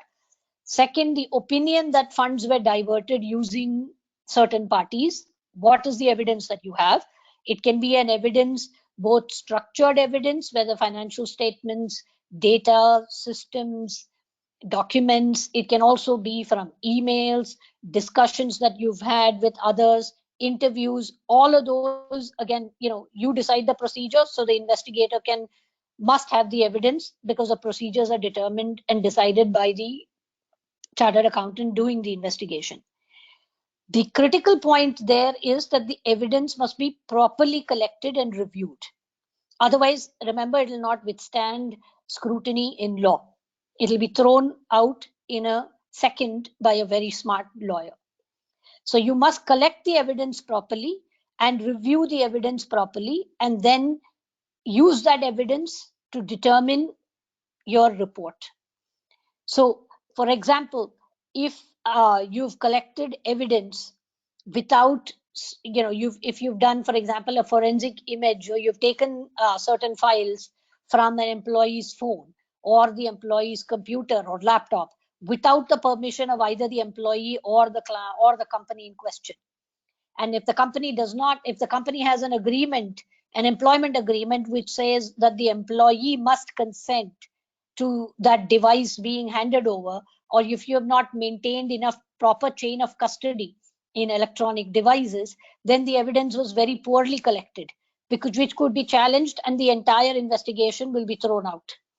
So you have to ensure then that your opinion and facts both are supported with evidence, and that evidence is properly collected and reviewed. It has not been obtained through some other means, and the key test is it can withstand scrutiny in a court of law or by any other lawyer. The other point is that any report you write cannot be good if the investigation is not done properly. So in other words, a glossy report cannot cover up the mistakes or a shoddy investigation. So the investigation itself must be done properly and adequately. Only then the report itself will stand weight. Otherwise, you will have a glossy piece of paper with a lot of charts and images and pictures, but they really have no weight at all, because they don't say anything, because the investigation itself didn't reveal anything or was not done properly. So what is the report going to really say? You must take extra care while you're sharing draft or interim reports, because there could be facts which will become clear later. If it is an interim report, you must say so, and you must also document the procedures that are pending and which may alter the interim finding. You may not want to give an interim finding at all. You may just say it's more a progress report. There is no opinion or fact, but this is all the procedures that's been performed, and maybe if you have incontrovertible, unchallenged facts which the company was not aware of before or your client was not aware of before, you can list it, but there's no opinion provided or a conclusion given, because later procedures could very well challenge the fraud hypothesis that you have developed till that point in time. Next. So continuing in the structure, The first point I want to highlight is, I think it's kind of like a top 10 you can use, hopefully, in your day-to-day work as you conduct investigations. Do not include anything that is not supported by facts. Right? So if you have not gathered the fact, if you don't know for sure that your investigation revealed the fact, do not include it. Right? So because it has no place in the investigation report, and you will not be able to support it because you don't have the evidence for it. You're including it only because somebody said so, or you heard it from someone who heard it from someone, and it's a verbal statement, but you're unable to corroborate it with any other means. But you have to caveat it heavily, and if you've not done the work, you shouldn't include it. Do not include items that were not part of the agreed scope or procedures. Again, this is very common. It's actually better to do a separate report. How you do the arrangement with your client, how you negotiate and discuss with the client is up to you as professionals. But if your scope is to identify diversion of funds, you need to stick to that scope. And that's what even the professional standards say. You can look at the ICAI standards. It's very clear that what is the scope, what is the objective. In fact, the reporting section starts with what is your objective, what is the scope. So you include what is relevant to that particular scope. Third, do not speculate or guess. You should never ever speculate or guess in a forensic investigation. You need to be able to support every statement that you've written. You may speculate, guess, fantasize, hypothesize, believe that person A is responsible for this. But if your investigation does not yield evidence relating to that person A, you cannot speculate and say, well, person A is the likely perpetrator, but you have no evidence for it. So do not speculate. Fourth, do not introduce a recommendation without an observation. Sometimes clients will ask you in the forensic investigation, it's very common if it is, for example, there's an employee who has alleged to have received favors, kickbacks for clearing invoices of certain vendors or for favoring certain vendors, or there is an allegation that an employee from someone in HR and someone in business have conspired and asked potential employees for bonus, joining bonus, kickbacks again in the recruitment cycle, referral bonus scams, joining bonus scams, etc., and have cleared candidates who do not meet the technical criteria and do not meet the criteria that you ask of your employees. So if that's the allegation, clients normally will say, well, we had these various checks and balances. There has been a breakdown in controls. It's very clear that anytime there is a fraud, the controls have failed. That's incontrovertible. But they want to know what controls have failed. What's your recommendation to prevent reoccurrence? That's a common feature, and as professionals you may want to do that on your own, as perhaps maybe it's an extension of future work, also as a good gesture. And anyway, you're going to document the control failures, so you will be in a better position to recommend enhancements to the control system. But the critical point here is that if you do not have an observation, so for example, if it's on HR process and your forensic investigation is on the HR process, and you have not conducted a review of payments or procurement with vendors, do not include a recommendation which will say enhance controls on payments to vendors when you've done nothing on vendors, or your vendor criteria was limited to those vendors who are involved in recruiting. So don't introduce a recommendation if you don't have an observation. Fifth is, do not criticize or comment. It doesn't matter positive or negative, on people, process, or systems. So be professional. This again, because this is a free flowing report, there's no standard report as such. The language is left to you to decide. So be respectful. Do not criticize or comment. There is no need for excessive praise or excessive criticism. So be careful in the language you use and be neutral.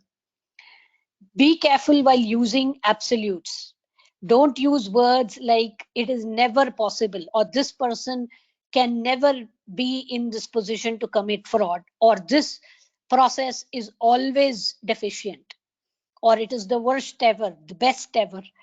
There's no place for absolutes, because you know what you've done, you know the procedures. You've not, whatever the procedures are doesn't allow you to say on absolute terms that either person A is always responsible, or this is the weakness that was always present or never present. You know those procedures don't allow you to do that.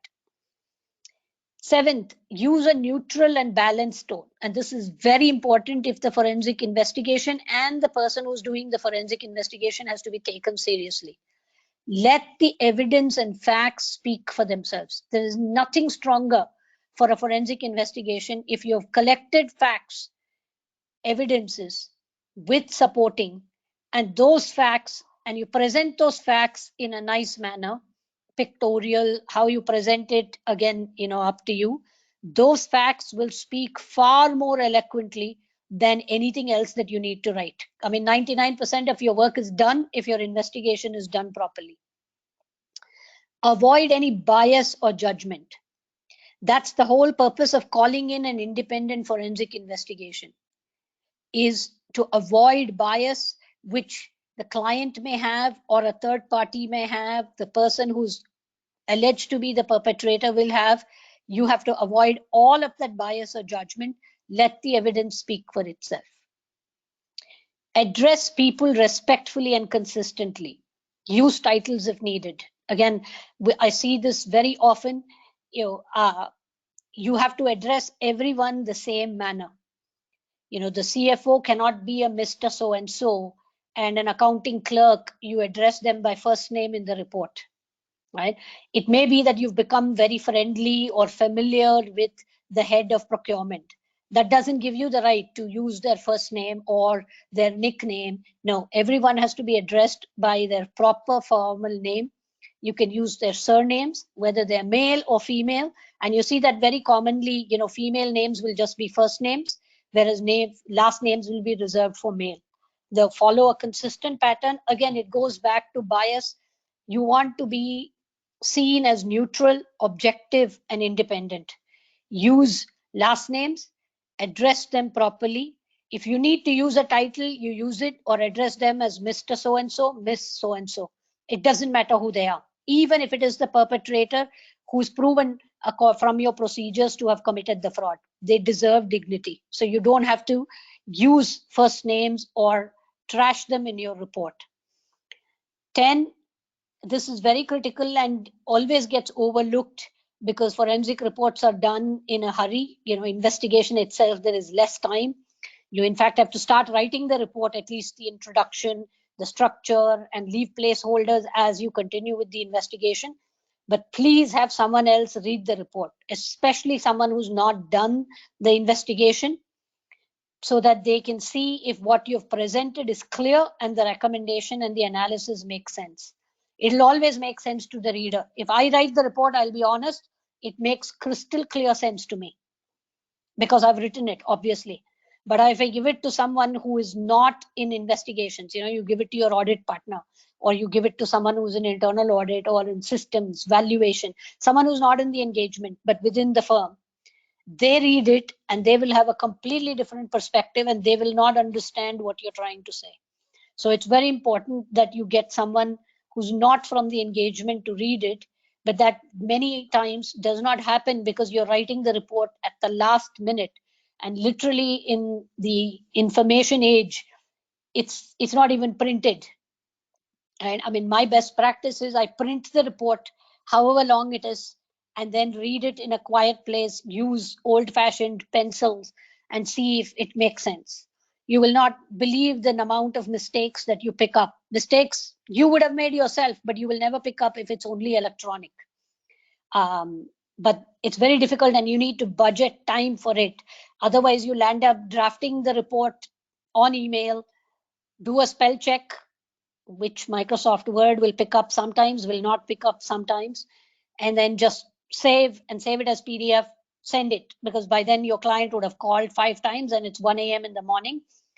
It's the worst thing you can do, and it'll completely demolish every other aspect if the report has any errors or you've misstated something or there are mistakes, etc. Next, please. Yeah. So the structure itself, will vary based on the type of report. For example, if it's a background check report, it's an investigation, it's an arbitration expert witness report, etc.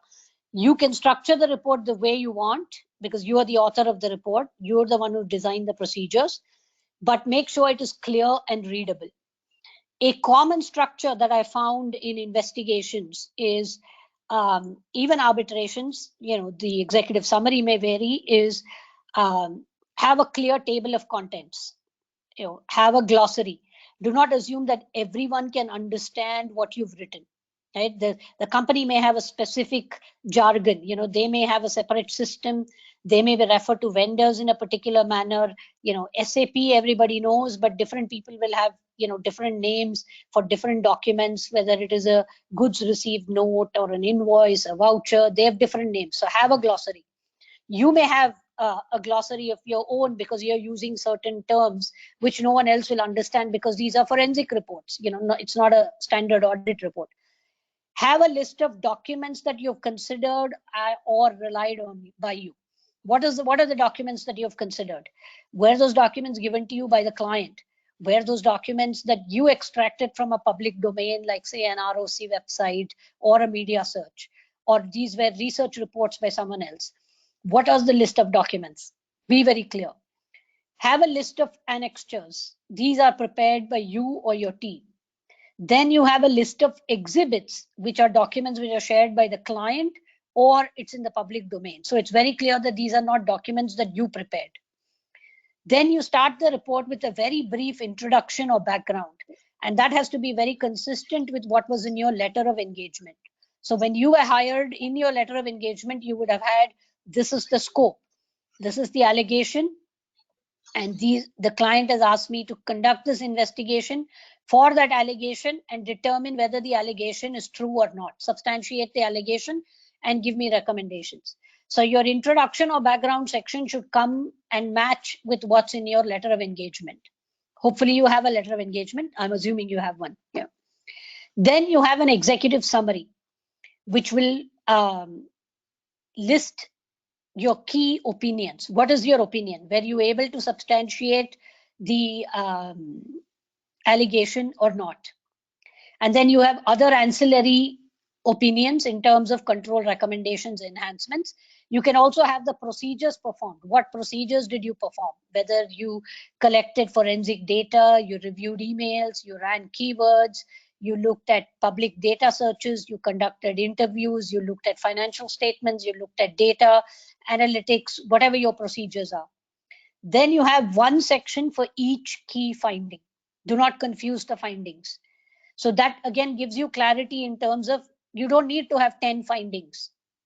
This is your report. If you have one finding, that's fine. What is the finding? Explain what was the procedure, what was the evidence, how did you reach that particular conclusion or finding? And then in the last, once you have finished a section for each finding, have a disclaimer, which is very critical to have in the report because a forensic investigation is not an audit. You may not have been able to cover certain aspects of your procedures. So for example, you intended to take, let's say, an electronic image of 10 employees, but 2 employees, servers, their data is sitting outside India. And you believe they're key to this investigation, but you only are able to get emails that are sent by an employee from India to those people, but you have not taken a forensic image of the 2 people who are sitting outside India. Their laptops were not given to you, either because they have traveled or it's not possible given time, or the client feels there isn't much use. Whatever it is, you don't know what is in those 2 laptops. So you need to have a disclaimer that those 2 laptops were never imaged. Even if you had imaged the for example, you've taken a forensic image of employees without any restriction, there may still be files that were either password protected, or they were encrypted, or some were deleted, and you are not able to recover them. So again, that's a limitation. So the disclaimer should list limitations to your procedures. So it's possible that you were never able to decrypt certain files, or you were unable to crack the password for certain files, but you don't know what is not in those files. What, if, and you cannot be sure that your conclusions will stand if those files had been decrypted. You won't know. So you don't know what you don't know. So you need to list your limitations and have disclaimers. It is very critical to have this in your report. And over the course of time, if you're professionally doing investigations, you would have developed a set of standard language and terms for disclaimers. This is the only piece you can perhaps copy paste, but you need to again tailor it to the allegation in concern. You cannot just blindly copy paste. You still have to apply your mind in terms of, does the disclaimer make sense in this particular context or not? Next, please. Now let's cover language. Again, there are lawyers, and depends on who your client is. You either use UK English or US English. You all know the difference between the two. I won't get into it, but stick to one. There's no right or wrong. Don't start with UK English and then switch to US and then go back to UK English. You want to stick to Indian English? Perfect. Stick to one, and that's it. Everybody understands. Again, you have to decide active voice or passive voice. And these are stuff which most of us have forgotten, because frankly, if you were like me, you hardly paid attention to English when you were in college. And after college, we never learned English. We went to CA and that was it, right? So you really need to refresh your English language skills. So you have to look at whether you want to state some things in the active voice where the emphasis is on the person, or you want it on passive, so then it's more the emphasis is on the action. So it depends on what you want to say, so you need to choose which voice is better based on the statement you're writing. Third, be simple. Jargon-free, acronym-free. Be succinct. There is absolutely no greater gift than having a clear report. Clarity is the essence of success. You do not need convoluted, complicated words to describe what has happened. A simple sentence will do. Everyone understands it. The more convoluted, the more the chances are that someone will misunderstand. And it is not a test of English language. It's a test of your professional skill in investigations. It's not a test of your English language, but it still needs to be clear and error-free and grammatically correct. Fourth is write for your audience. Who's your client? Is your client in India? Is your client in the US or UK? It's an Indian subsidiary and the allegation's gone to head office and head office has retained you. So who's your report going to be read by? Is it going to a regulator? It could be multiple. So remember, it could be that the client is in India and it's a listed entity, but it's a holding company is sitting outside India. And because it's a listed entity, the regulator in India also wants to have a look at your report. You are engaged by someone outside. So the client outside wants to look at your report, and that outside entity may want to share the report, given the gravity of the allegation, with a regulator outside India. That's also possible. So, but as long as you have done the investigation properly, collected the evidence properly, you followed the structure, and you've written what you can support in simple English, you're fine. You don't have to worry about who's going to read the report.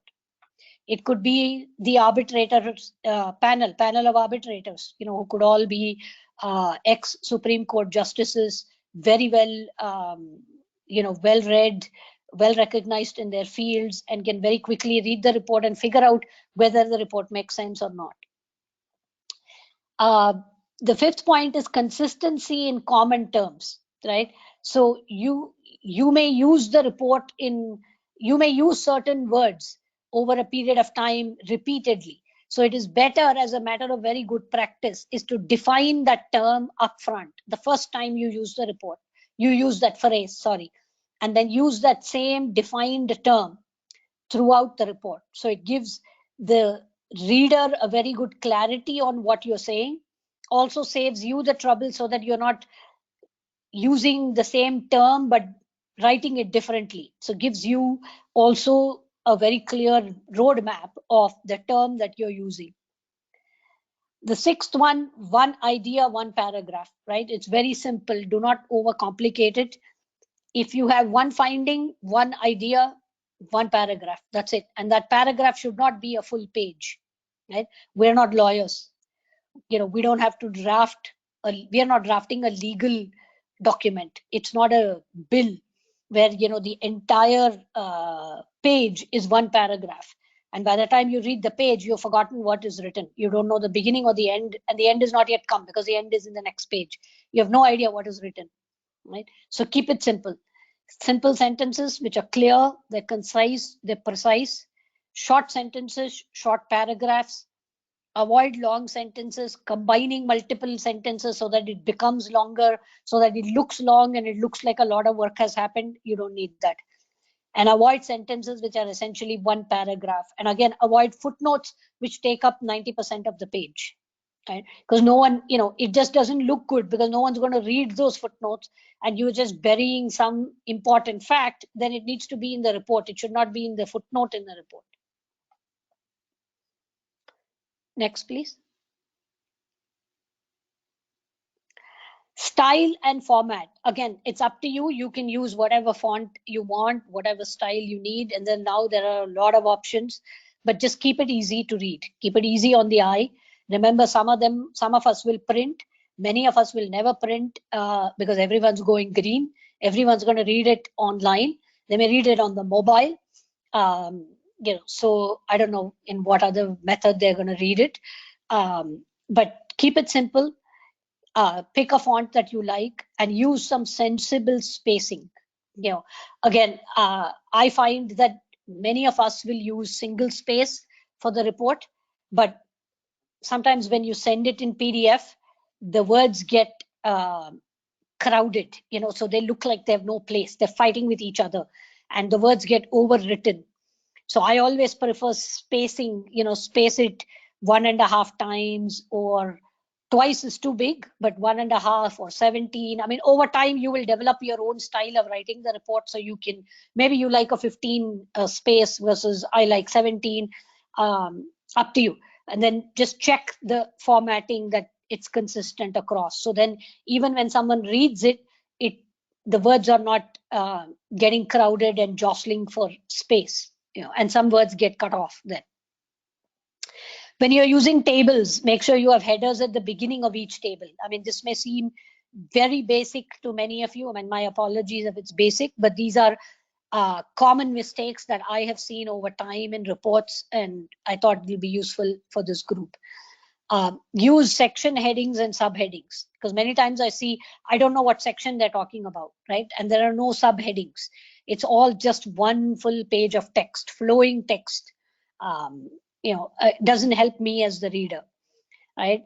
And if you have tables which are running off to another page, maybe change the orientation or try and fit in the table in one, or split it into 2 tables. Presentation is important because you want the reader to have a sense of what you've done, and it is your work. Your work is getting expressed in the report. Using comma and semicolon. Again, I'm not giving a grammar lesson, but use it carefully, not excessive. You don't need a comma and a semicolon at every sentence. And use of the word the. I particularly see it in reports which are written here in India. We add the word the every time. It's not required. It does not make it fancy. It actually is bad English. You would say the people said to the person to take the chair and to go to the table, and you don't need multiple the's. Using multiple the's doesn't only diminishes the quality of your report. Format it properly, whether you have a proper indentation, paragraph. I mean, you have to use your junior staff, because I think at our age, not having grown up with Word or word processor, this can become excruciatingly painful, and don't do it in the end. It'll completely mess it up. You'll have to use a junior person who's good in Word and give that to them to format and do all the paragraph, presentation, etc. Spell check. All of us use a spell check, but remember, Word will not pick up a wrong word which is spelled correctly. It is in the wrong place. It's a right word, but it's not the right place for it, or it's the wrong word kept in the wrong place, or the right place, whichever one. So you have to read it because you meant to say something else. And Word has this annoying habit of auto-correcting, so it would have corrected thinking it's too smarter than you. So unless you read it, you will not know what Word has corrected. And if you have too many tables, too much data, don't put it in the report. Put it in your appendix or in your annexures. Keep the summary, have the highlights. So again, presentation is critical, right? So keep it simple. That's the only principle. Next, please.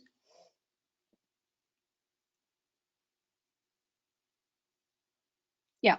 So essentially, in conclusion, report writing, it's a very critical skill for professionals, especially for chartered accountants who are doing forensic investigations. A poorly written report, I don't have to say this to all of you, you're all far more experienced than I am, but a poorly written report can lead to the least of your problems, a dissatisfied client. Regulatory action, you could be the subject of a regulatory action for an incorrect report or an unsupported report, a report that has conclusions which are not based on evidence, and it can damage your professional reputation. So please make sure that your reports are accurate, both in content, spelling, grammar, and basic data like dates, events, chronology, names, etc. Use clear, simple language. Eliminate any possibility or doubt or ambiguity about what you're intending to convey. So if the reader does not walk away with the same understanding that you want them to take while writing the report, and you can test it with your other partners in the firm or other professionals in the firm, then you need to rewrite. You have to go back and redraft. And remember, the facts must speak for themselves because it's a facts finding exercise. The facts must speak for themselves. Avoid bias. No place for judgment. Be neutral. Next, please. I think I'm done. Yeah, happy to take any questions.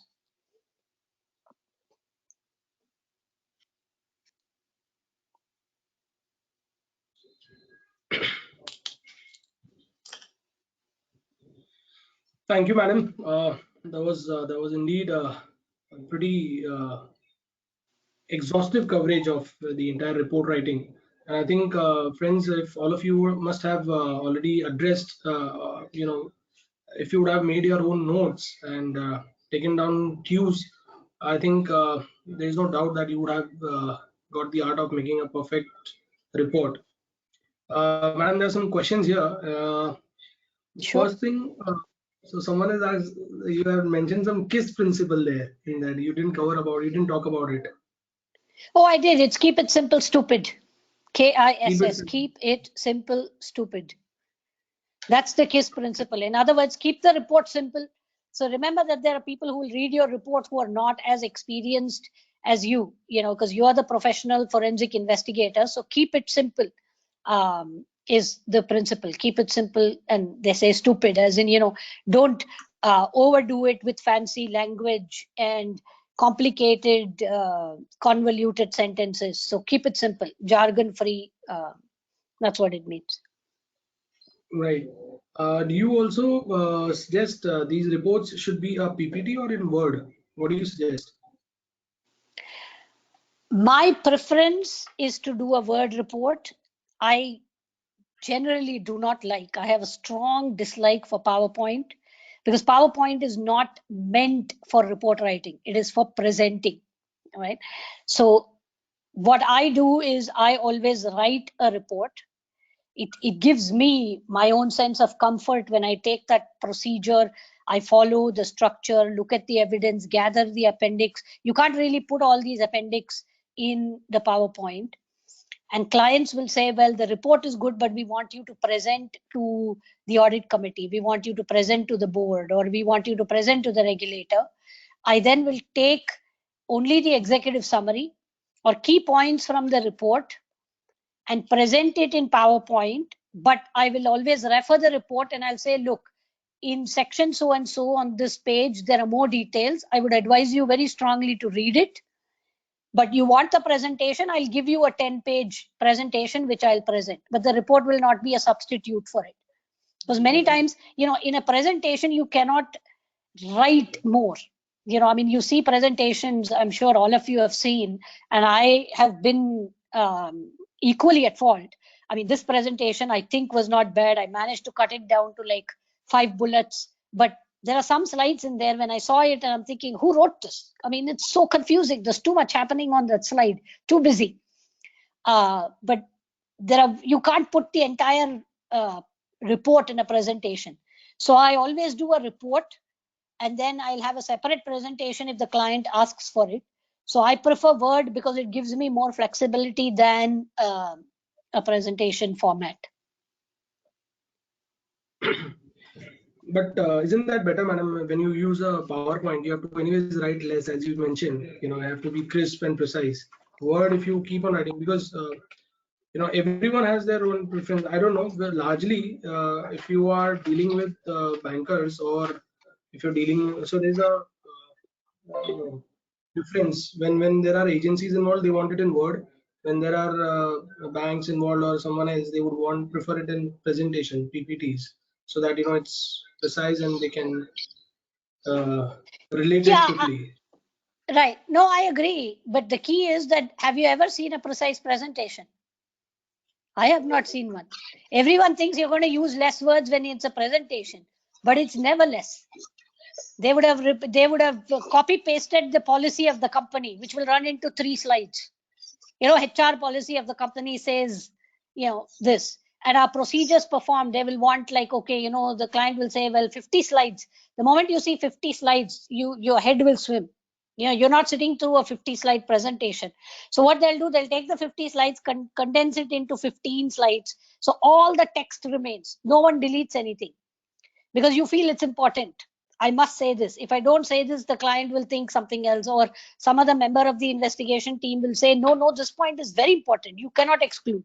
So what do? You will make the size of the font small and cram everything in 15 slides. I have never seen a very crisp presentation. We use the presentation, and I know banks want that, and I have the report because for me it's helpful. And it helps me to have all the findings, the annexures, and later on in the presentation I've seen, because many of the bank creditor committees, very well that the case never ends there. I issue a report in 2015, 2017, they will call me and say, madam, I think we have this point on slide 5, which we didn't understand. I'm thinking, what is slide 5? And I'd say, oh, slide 5 is page section 5. Yes, section 5 has all the backup. I don't have to do the work then because I can't remember what I've done then. So some of these cases will go on and then it will go to court and then there'll be an additional update. So it helps me to have it in Word, and then if they want it in PowerPoint, it's much easier from Word to PowerPoint rather than PowerPoint to Word. But if people have mastered the art of presenting a forensic investigation in a Word, they can use it. It's not like it's against the law. It's their choice. No, madam. Thank you for that. Next, madam, we spoke about one of the important points that you mentioned about was conclusion. Now, as you rightly mentioned, to conclude whether it's a fraud or not, it's none of our business and should not. We are not in the position because we're not the law. How do we bring this out effectively in the report? Because if you would experience, bankers would want a line specifically whether there's been a fraud or not. They are not they are not concerned about what executive summary that you put, what are the points that you are highlighting in terms of you have identified some very peculiar transactions, and there's a very thin line now between the IBC sections and the forensic. So forensic is I think it's a mother of everything. So even transactions or even IBC sections get incorporated. So some of the transactions which are preferential in nature or maybe extortionate credit, but need not be absolute kind of a fraud. Then what do you suggest? How do we bring that out effectively, and what should our stand be? Yeah, see, I think I know a lot of bankers will insist, in fact, I have seen a divergence, some bankers insist that, I mean, I've never seen bankers insist that you should say it's a fraud. They say you must conclude. I need a clear, I need a report which is conclusive. Because what has happened is many times, because of this rising NPAs, there are reports which have come even in the public domain where the forensic report has not concluded anything, right? And then the bankers creditors committee and some bankers in the creditors committee, even I think yesterday, 2 days ago, there was a report. Some of the bankers have taken the view that they are going to declare the account to be fraud, because that's what they need to do, and they have to report to RBI, and there are a lot of other mechanisms which come into place when the account is called, fraudulent rather than delinquent. So that's their issue. That then the other set of bankers in the creditors committee do not want to call it fraudulent for whatever reasons they are aware of. They want to just keep it as delinquent or non-performing. So you end up with this tussle, even though you're appointed by the creditors committee. You don't know, one group wants a conclusion as fraud, other group doesn't want the conclusion as fraud. But either way, I think it's very important that, in my experience, I've made it clear at the beginning itself, that the beginning of the engagement, that you will get a report which will have a conclusion, but that conclusion will not say fraud, because I cannot say it. If you think any other chartered accountant is giving it to you, you can take it, but the lawyer will challenge it and the report will be waste. You decide what you want to do. And they will go and ask their lawyers. They'll say, no, we'll call our legal team. The legal team will come and the legal team will support me. The legal team will say, no, she can't say that it is fraud. How can she say? If she says it's fraud, it's useless. I can't even take it to a court of law. She can't say it. She's not a lawyer. So their legal team will support me. So usually that point is not an issue unless unless they want it to be clear that you're going to conclude. What is their objective? Their objective is that the funds were diverted, that the account became a non-profit, a non-performing asset, and the account became an NPA because funds were either diverted, they were misused, working capital loans were used for capital, they were used for personal purposes, they bought real estate, they never invested in the company, they took it for plant expansion, but then instead went and bought a seaside resort or a apartment in Dubai or expensive jewelry or whatever it is. So they were never used for the purpose intended. And there are RBI guidelines are available, and you can use that language. You can say that there was a diversion of funds, and this is how the diversion of funds happened. The diversion happened to gain, assets which were disproportionate, or they were, misused. The facts were misrepresented. Inventory was overstated, or they were fictitious. Quarterly statements were given to the bankers, but those inventory never existed. Or the working capital which was presented was all false. So you can use all of those words, that they were misled, that working capital statements which were given to the bank for 6 quarters were incorrect and fraudulent. You can say that the reports were fraudulent, but not that the fraud happened, right? Because you know that the inventory never existed, that there were 2 sets of books which were maintained. So that's very clear. So I have never faced a situation where the bankers say you must conclude it's fraud, but they want a conclusion. What is happening is no one is concluding on anything.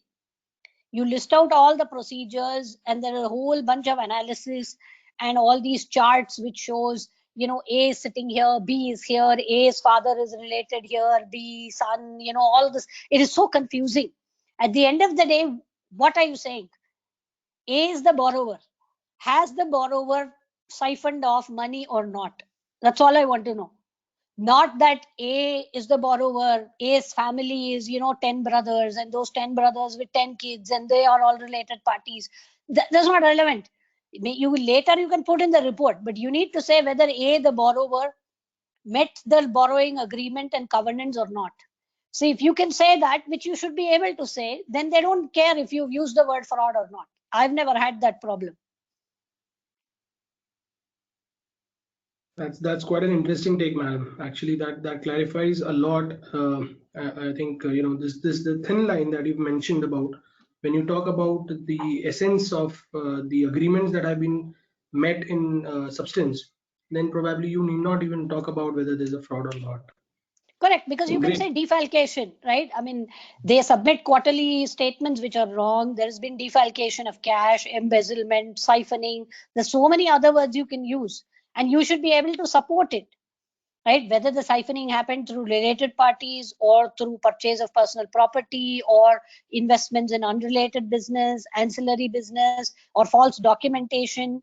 Like a lot of times you see in the letter of credit, the first one or two LCs will be cleared because the documents will be proper. After that, the documentation is all false. The customer doesn't exist. They'll say it's a rice export to Bangladesh. There's nobody in Bangladesh. If you go and check, there's nobody. It is some, warehouse. At the address given, there is nothing there in Bangladesh. The person doesn't exist itself. So where's the question of exporting to rice? Where did you export? And you can't find the documentation. It's not there in any of the customs. You go to customs, you can't find the exports. But then they've said, and then they've cleared the LCs. So it's all false documentation which is submitted, which goes to the intent of the borrower to deceive. All right. Next, we have a question, madam. Whenever if an agency comes to you for a report that you've submitted, how should we, what should be our reaction, or how should we tackle it? So what's the question? Sorry. So an agency as in what? The SFIO, ED, CBI? CBI or SFIO or the EOW comes to you that you have done a forensic in this. How should we tackle it? How should we handle it? And are we supposed to handle it? Well, that's a question for your own legal counsel. I think it has to be addressed to your legal team and your risk management team. I can't say how will you not address it. I mean, how can you not address it? You're a chartered accountant working in India. You're governed by the laws of India. And first of all, and it's public, and many times it becomes public knowledge, right? So even though the engagement is between you and the creditors committee, and if the borrower is in insolvency, it's in the Economic Times. The Economic Times will report tomorrow, right? That the committee of creditors, and if the fraud is substantial, it's 50,000 crores, they'll say that they've hired a CA firm to do a forensic audit. I mean, although I don't like the word audit, that's what they'll say. They'll say forensic audit, right?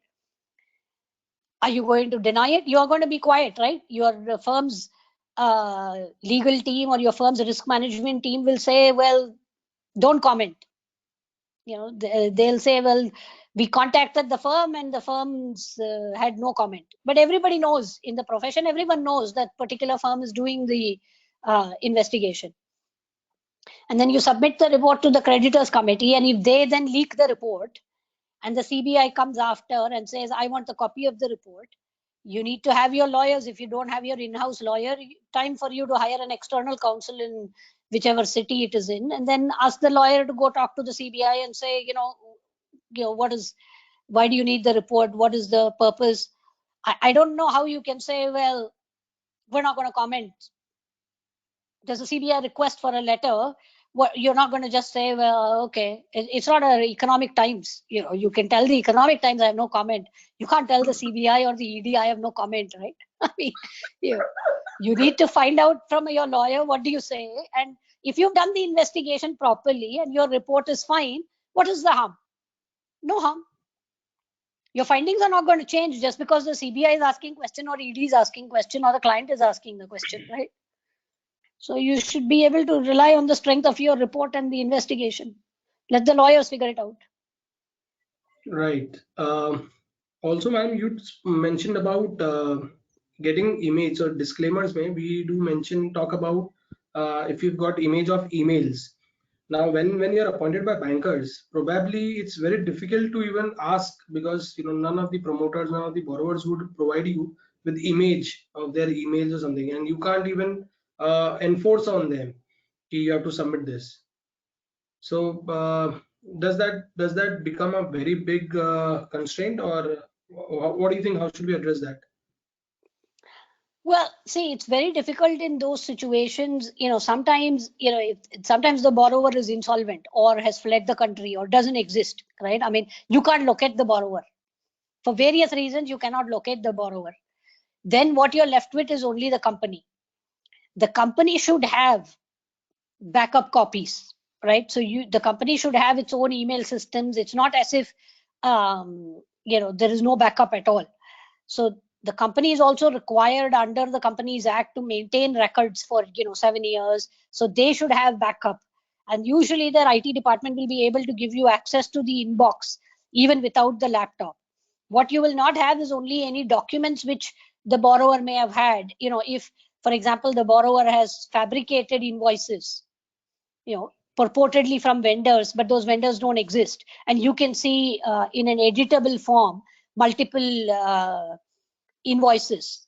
The borrower should not be having editable versions of invoices of vendors, or stamp and seals of other entities other than like electronic stamps, etc. So you can't get that kind of evidence. So the strength of your conclusion is also less because you've not been able to get that evidence. And you have to put it in the disclaimer. You have to say that you didn't have access to this. Because remember, again, in 2015, when you submit the report, everybody knows this fact. But 2018, when it goes to a court, they would have forgotten. And the creditors committee may be completely different. They may not even exist. By that time, the bankers may have retired. Then you're left answering the questions to RBI and ED. You're the only one remaining because your firm is still operating in India. I mean, we've had cases where the partner is retired and then the CBI comes and asks the question. Then what do? You can't go back and ask your retired partner, because your retired partner says, I have forgotten all this. I am no longer doing anything CA. I mean, I'm 70 plus. I have no idea. Mr. Kabra, you go answer. It's now your report because it was issued in the name of the firm. What will you do then? So at least then you can use the disclaimer to say, look, the report is clear. We've said what we've said. We were not able to do all this. And invariably, the questions from the regulators after 3-4 years will be on the disclaimer. They'll want to know, why did you not get access? Because there'll be new allegations later on. There'll be some new allegation, and the borrower, for whatever reasons, for motivations of settlement or others, will have a counter allegation against the bankers. I mean, you don't know what allegations are going to come later in the future after you've issued the report. So it's better to be clear what you've done when, at the time you've issued the report. So you're clear. So it doesn't matter. Future facts, I'll have to update the report. Well, then you can go and ask the client, if you now have the borrower has come back, and many times the borrower will come back. Even though he's missing, he sees the report and the report is adverse. We've had issues where the borrower will come back running and he'll say, oh, I have the laptop. You should have asked me. I would have given it to you. Then you'll have to go back to the client and say, well, I mean, I have to do extra work.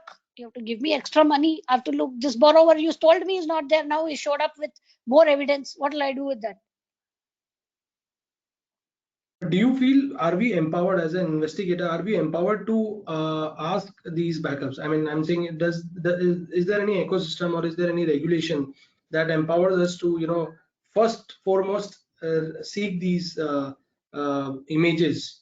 And or if not, can we raise this as a significant red flag that as you said, the company should have all of this, but if the company doesn't have, even isn't that a prescient, or isn't that a significant red flag to say that since the company doesn't have this and we have some observations which proves otherwise, probably this could be this could lead to say a negative finding or something?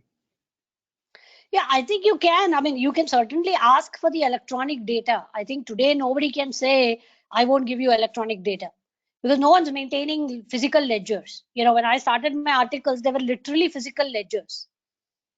They were recording the entry manually. Yeah, and if there's an audit finding, after the audit, they will record the entry. So they would bring books of this high, and we had to literally look at the books and then had a specific pen, and you had to write your name that you have tested this transaction. Today, nobody has. Everything is electronic. How can they say they will not give you access to electronic? You can't even do the work. It's better to say, I can't do the work if you're giving me nothing electronic. So there's no report. I never did the work. And sometimes there are other challenges, I think, similar to the more common challenge. I have not seen this challenge. The more common challenge which you see is that the regulatory agency has taken away the originals. There's a CBI raid or an ED raid. And they've taken all the originals. The company says, I am very willing to cooperate, but I don't have the papers. True. That is much more common. I mean, you'll have to figure out how to deal with that. That situation is much more common because all the originals are gone or they're sealed. All the computers, everything is put in one room and they've sealed it. And you have to go and get, like like an ED seal. CBI has come and sealed the entire premises, then you can't even start.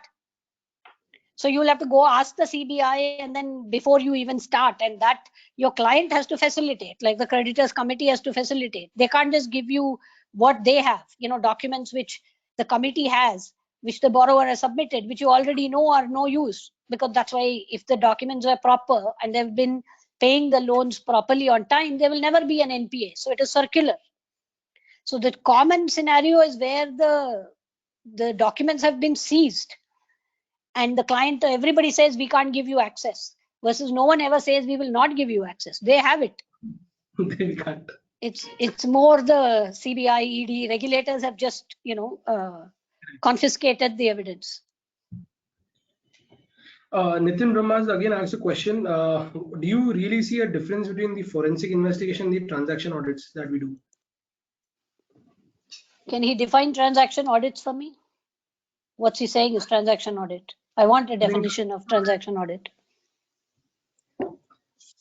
Clearly, for those 4 sections, PUFE, and those 4 sections of IBC is what transaction audit would be, with a limited scope of 2 years, what I understand. Forensic would have a bigger, better scope and would have so many acts that we report into. So then he knows the difference. This is my take. I don't know.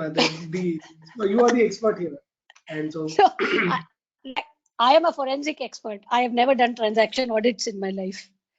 Right. So but you have to be clear if you're asked.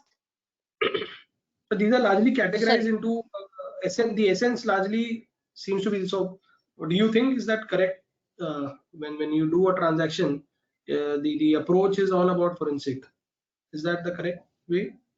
Because you have section 66, which talks about fraud transactions, and you open up a long period, and then there are extortion for preferential transactions. Yeah. So see, they're all forensic in nature. So the act may call it transaction audit. So you'll have to be very clear that you've been hired under this act, and this is the word, and these are the procedures, and this is your finding, right? So you have to use a forensic methodology under insolvency, because let's all be clear here, and we all know, right? Why has the company gone into bankruptcy? True. If they were doing very well and the business is good, they're not going to be doing this. The whole point why they've been dragged into insolvency is because either the creditors, mostly it's the institutional creditors, they suspect that the loans that they've given in anticipation of a good business performance has all been diverted, and they're left holding this company, and they have no choice but to take it to bankruptcy and get some recoveries of their loans. So there is already a suspicion, right, that the borrower, who's a debtor, has not done right by the committee of creditors, and there have been preferential transactions and diversion of funds, etc. So the forensic angle is clear. So you cannot simply do a transaction review and say, well, A transferred money to B transferred to C transferred to D. That's already been covered in a statutory audit. I don't know why do you need a separate second? What else are you doing? It's at the transaction level instead at the balance sheet assertion level. That's all it is. There's no difference. True. So I think that summarizes well about the essence being forensic, and of course the reporting is what would change. These are dynamic functions. So now when you talk about statutory audits, Amit Budwani asks a question. In case of JLF appointed assignments, that is the lenders, if we come across instances depicting lack of reliability of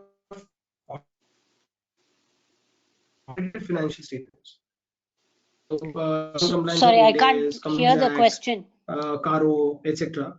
What should our role be? Sorry, madam. I'll repeat again.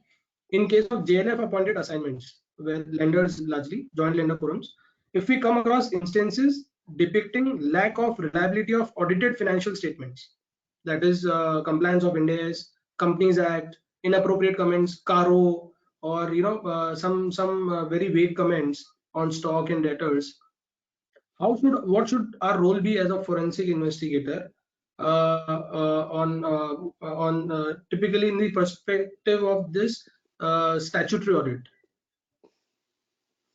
Yeah, see, I don't know, when you say perspective of statutory audit, I'm not sure I understood the question. So you're saying that if I am doing an investigation and I find that the the financial statements which the borrower has provided to the creditors are incorrect, so they clearly do not show a true and fair view, then the forensic investigator should say that based on their procedures that they've performed, it is clear that the financial statements that have been presented to the committee time to time for these years do not show the true and fair view of the books and records of the company, because those financial statements were prepared on one set of books, the other set of books had another set of picture, right? And the stock statements which were given were incorrect, they were false, they do not represent the true state of inventory.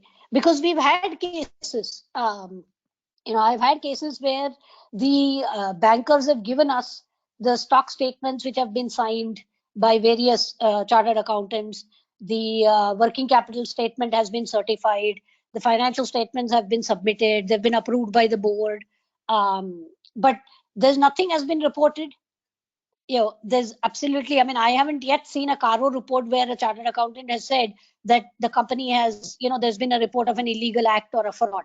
I have not seen one ever since that provision came in 2013. I think now I'm seeing more and more going concern reports and also resignations, right?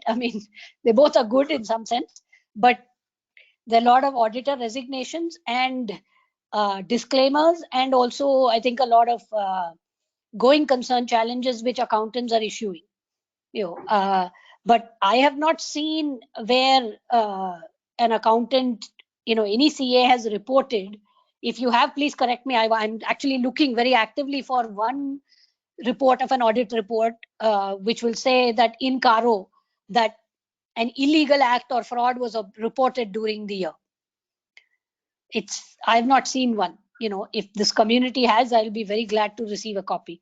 But if you find that the financial statements cannot be relied upon based on your work, where 90% of the inventory is misstated, clearly by any materiality threshold, those accounts do not show a true and fair view.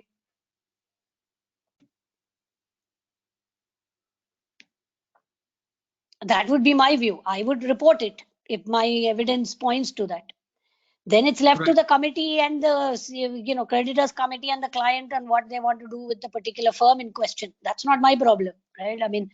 I'm not involved in passing judgment on another firm. Absolutely. But it's clear that the financial statements are not true and fair.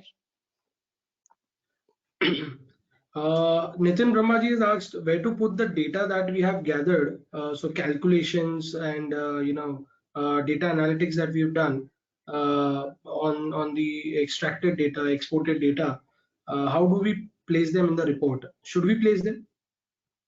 Yes, I think data analytics is very critical. So it is one of a key forensic procedure. You may have used, say, the fraud triangle on the data analytics. So you have to put it as one of the procedures and maybe, use it instead of having just a section on data analytics.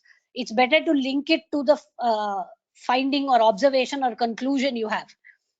So because your conclusion may be a result of multiple procedures, email, analytics, review, interviews. So rather than the procedure, you focus on the conclusion, and then you can have an appendix which will show this is the data that was extracted. These are the various analytic tests that were done, and the findings can follow. You can insert the findings in the relevant sections in the report. Oh, that's nice. So I think a lot of interpretations would also arise based on the calculation, based on the analysis that we've carried out, right? And that would form a part of evidence. So I think that has to be captured very effectively. Correct, because you are doing the analytics and you are interpreting the data based on various other, because you're not only looking at the data in isolation. You're looking at emails, you're looking at interviews, you're looking at other documents. So you have to put it all together in that conclusion and then have the findings in that section. All right. Akshay has asked the question, madam. When we talk about diversion of funds, so apparently you wouldn't. So the way it is worded is, if you are not able to relate or prove that the party is related, because so the allegation has been made by the forensic investigation. They have given this observation, but under this XYZ, this party is not a related party. Sorry, what is the question? That you are not able to prove that they're related parties? So the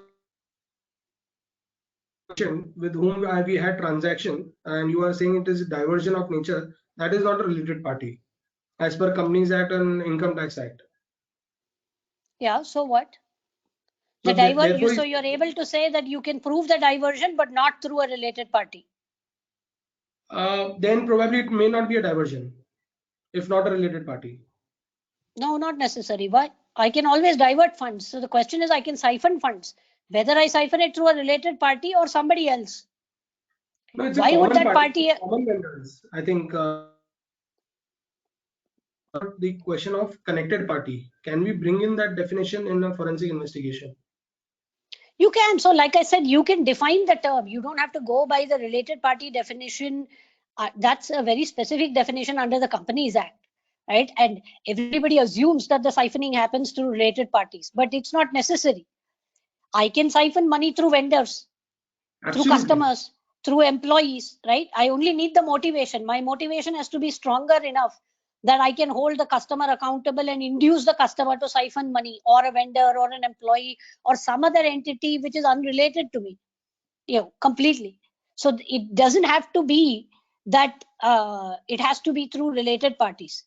So these can only be parties, they say, there's a word for it. I think it's called players, or I think like characters or actors in a, in a drama. I think they call it dramatis personae, some fancy Latin word, or I don't know, maybe English, French word, something. So you can list the dramatis personae, for example, that these are all the, characters or people who are involved in this saga. So you can say that this party A executed 15 bogus transactions. It can just be party A. They don't have to be a related party. You don't know their motivation. Maybe the motivation will become clearer in the emails. Who knows? It may have been in the emails. It may have been a very newly created entity, and maybe initially they were not willing, but later on, for whatever compulsion, they agreed in exchange for something else. So you can name the parties and just you define them clearly. Have a dramatis personae if you want as one of the appendices, and you can use and refer them consistently in the report. Absolutely.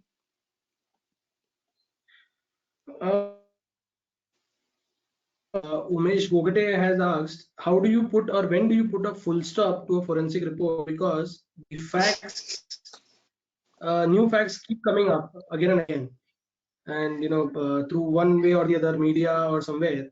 So should we be updating our forensic reports?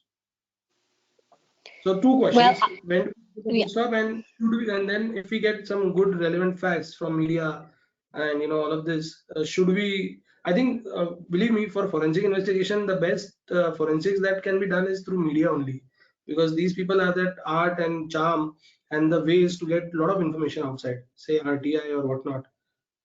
As a chartered accountant, I think we don't really use those skill sets. But so should we? Is it our right, or is it our duty to update it based on the new facts that have come? So these two questions. Yeah. See, I mean, I disagree with you there respectfully. I think, Arpit, I will not rely on anything which is written in the media. And we all know that their tactics are underhanded, and they don't withstand the scrutiny. I don't know what is really fake and what is genuine in the media anymore these days, and the methods they use to get their, and they never have to reveal their sources, right? They can just say some source said it. As a chartered accountant, I cannot use the word source in my report. Yes. Right? I can't say some unconfirmed source at the company tells me something. I mean, it's useless. And And no one, that's the reason why the media is not asked to do investigations. The reason why they're asking chartered accountants is because they know they will follow a proper process, right? And we are willing to put our name next to it. The media is somebody who knows. Nobody even knows what they've done, right? So, and you have to gather the facts, and I think it's left to each professional's judgment. You know the allegation, you know the time period, you know intuitively at a certain point in time that any evidence, additional evidence, the more you dig, the more evidence you're getting, which is confirming the same. You don't need to have 10,000 pieces of evidence. No one said, there's no number like that, right? You decide as a professional that you have the strongest evidence. Let's say you find a document, you find, like they say, the ticking time bomb. One time bomb is enough, right? Do we need 5 atom bombs? No, I only need 1 atom bomb to support my conclusion. And I can have other corroborating evidence. I don't have to keep looking for atom bombs in every minefield. I am satisfied. It is my professional judgment. If I have found on the borrower's computer, or if you take a referral bonus scheme, 4 employees who have paid referral bonuses have confirmed. We've taken their interviews. They've given voluntarily their bank statements. They've shown that they paid the head of HR or somebody in HR this kickback. They deposited cash. They've saved the cash slips. You've talked to someone in HR and that person also says, yes, I took the money, but I know it was wrong, but I was induced by someone. You've covered all the ends. Do I need to keep on digging more? No, I need only 3-4 atom bombs. They've burst and it's done. I don't need to keep on collecting atom bombs. We are professionals. We have to also, do justice to the fee, right? Let's be honest here. We're not running a charity here. We have billing hours and fees and utilization and our staff and team morale, right? Imagine the status of the team which is working and they're working on the same investigation and reviewing the same data. They'll get completely disillusioned. Correct. It'll be demoralizing. So you need to know when to stop. And you stop based on the facts at that particular time. If you don't have enough facts, then you have to take a judgment call when you stop or not. But if facts become available later on, and it's a media report, I wouldn't really worry. And honestly, whatever comes in the media is unsubstantiated, because 2 days later, they will change the facts. They will completely reverse the story. So I wouldn't rely on a fact. Sorry? So news in the media, as in this vendor has been declared fraud by a bank, and all of these kind of information through NCLT or some other courts, when these orders are passed, which are published in media. Yeah. So if there is a regulatory action, I think, I'll give you an example. In one of the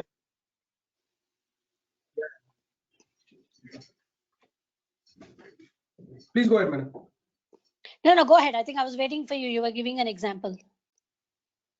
No, so the example is, suppose it's an infra company, and infra company has done work with, say, a very big known EPC contractor. Now, most of the transaction we've been assuming, there has been wrong, there has been suspicious, everything, but we've not found evidence. Now, the moment and parallelly on this EPC contractor, there has been some forensic going on, or there has been some actions going on, litigation going on, and finally it has been proved as a fraud.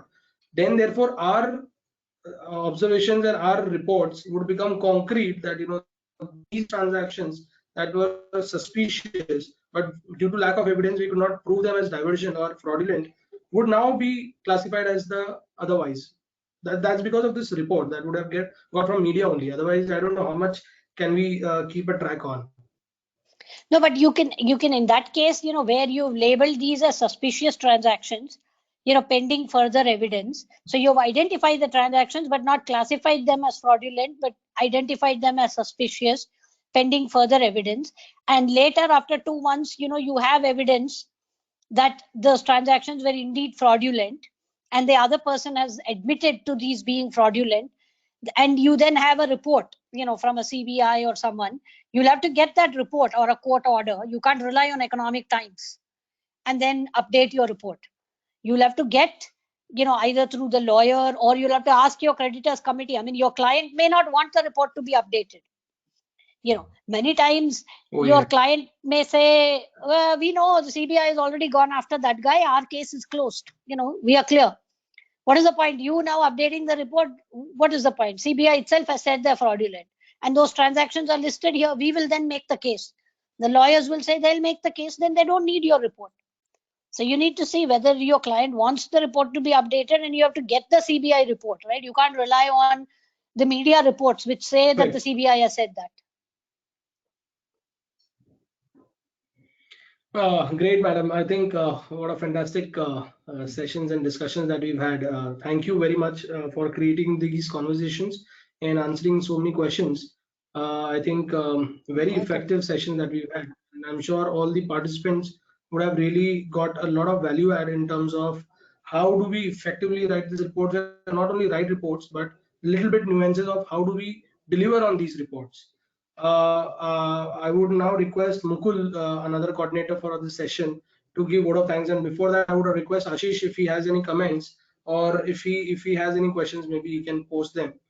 And then we'll request Mukul to give a hearty vote of thanks for this session. Ashish, over to you. Thank you for this opportunity, at least. Must say. We can't hear you, Ashish. Oh, he's on mute.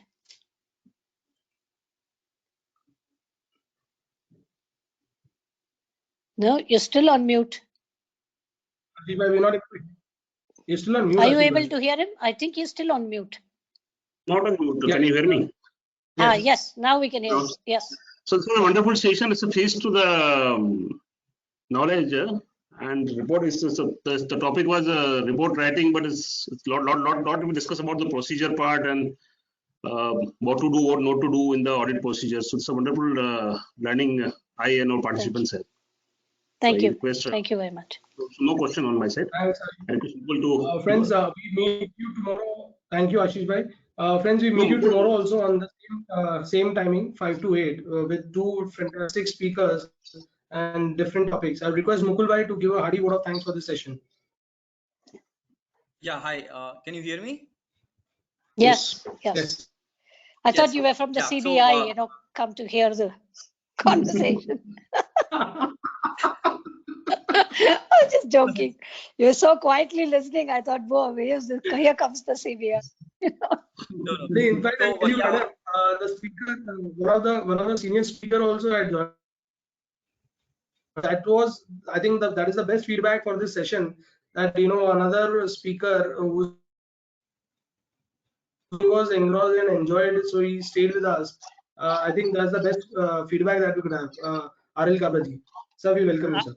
We want to hear him tomorrow in the session. Mukul. Thank you. Sorry. So, thank you, sir. And on behalf of WRC, I am, we thank you heartily that, the session was really amazing. And on the front of report writing, at least, we have learned that how to crisply put out your report, in your investigation report, listing out all the possible facts that you have gathered in a, with a balance of crisp and content, not making it too large, not making it really short, but, collecting all the evidence. And being your favorite format being Word, apart from the presentations, that is a really a point taken, because what reports I have seen, they, as you said, every page is really bulky, and to get basic details out of those becomes really difficult at times. So your point is really helpful in those fronts. And apart from the report writing, also certain nuances that we have discussed after the session through the question and answer round, those were really tiny but very important substances of a report that you have mentioned. So it was a really wonderful session, and thank you so much, Vidya ma'am, for that. And I thank each and every participant also to being patient and asking very relevant questions. And thank you for all the organizing committee to be there, and thank you, R.L. Kabra sir. Thank you so much. Thank you.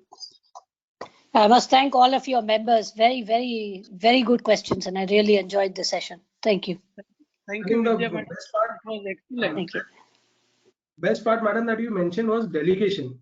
So report routing should be delegated to the staff, so that we are not occupied in the formatting and all of this. I think that is one very big message that you have shared, and this is what somewhere we'll have to pick it up also. Correct. No, I think the formatting, they are much more savvy. I mean, you can write it, you have to write it because they don't know how to write it. But all the formatting, at least you can show them, how it needs to look, and they'll do it much faster than you. It takes me a long time to do the formatting. Once I fix page 8, page 15 goes back. So you're just running between pages. So they'll fix everything one shot and looks good. So they're very good at that. So you can use the juniors, and they'll also learn, how important the report is. Otherwise they think they can write some analysis, some interim email they send you and then the work is done. So they have to know that what their analysis is also important, it's going in the report. Right, madam. Thank you once Thank again. you so much. Yeah. Hope to see you and hear you again very soon in WIRC.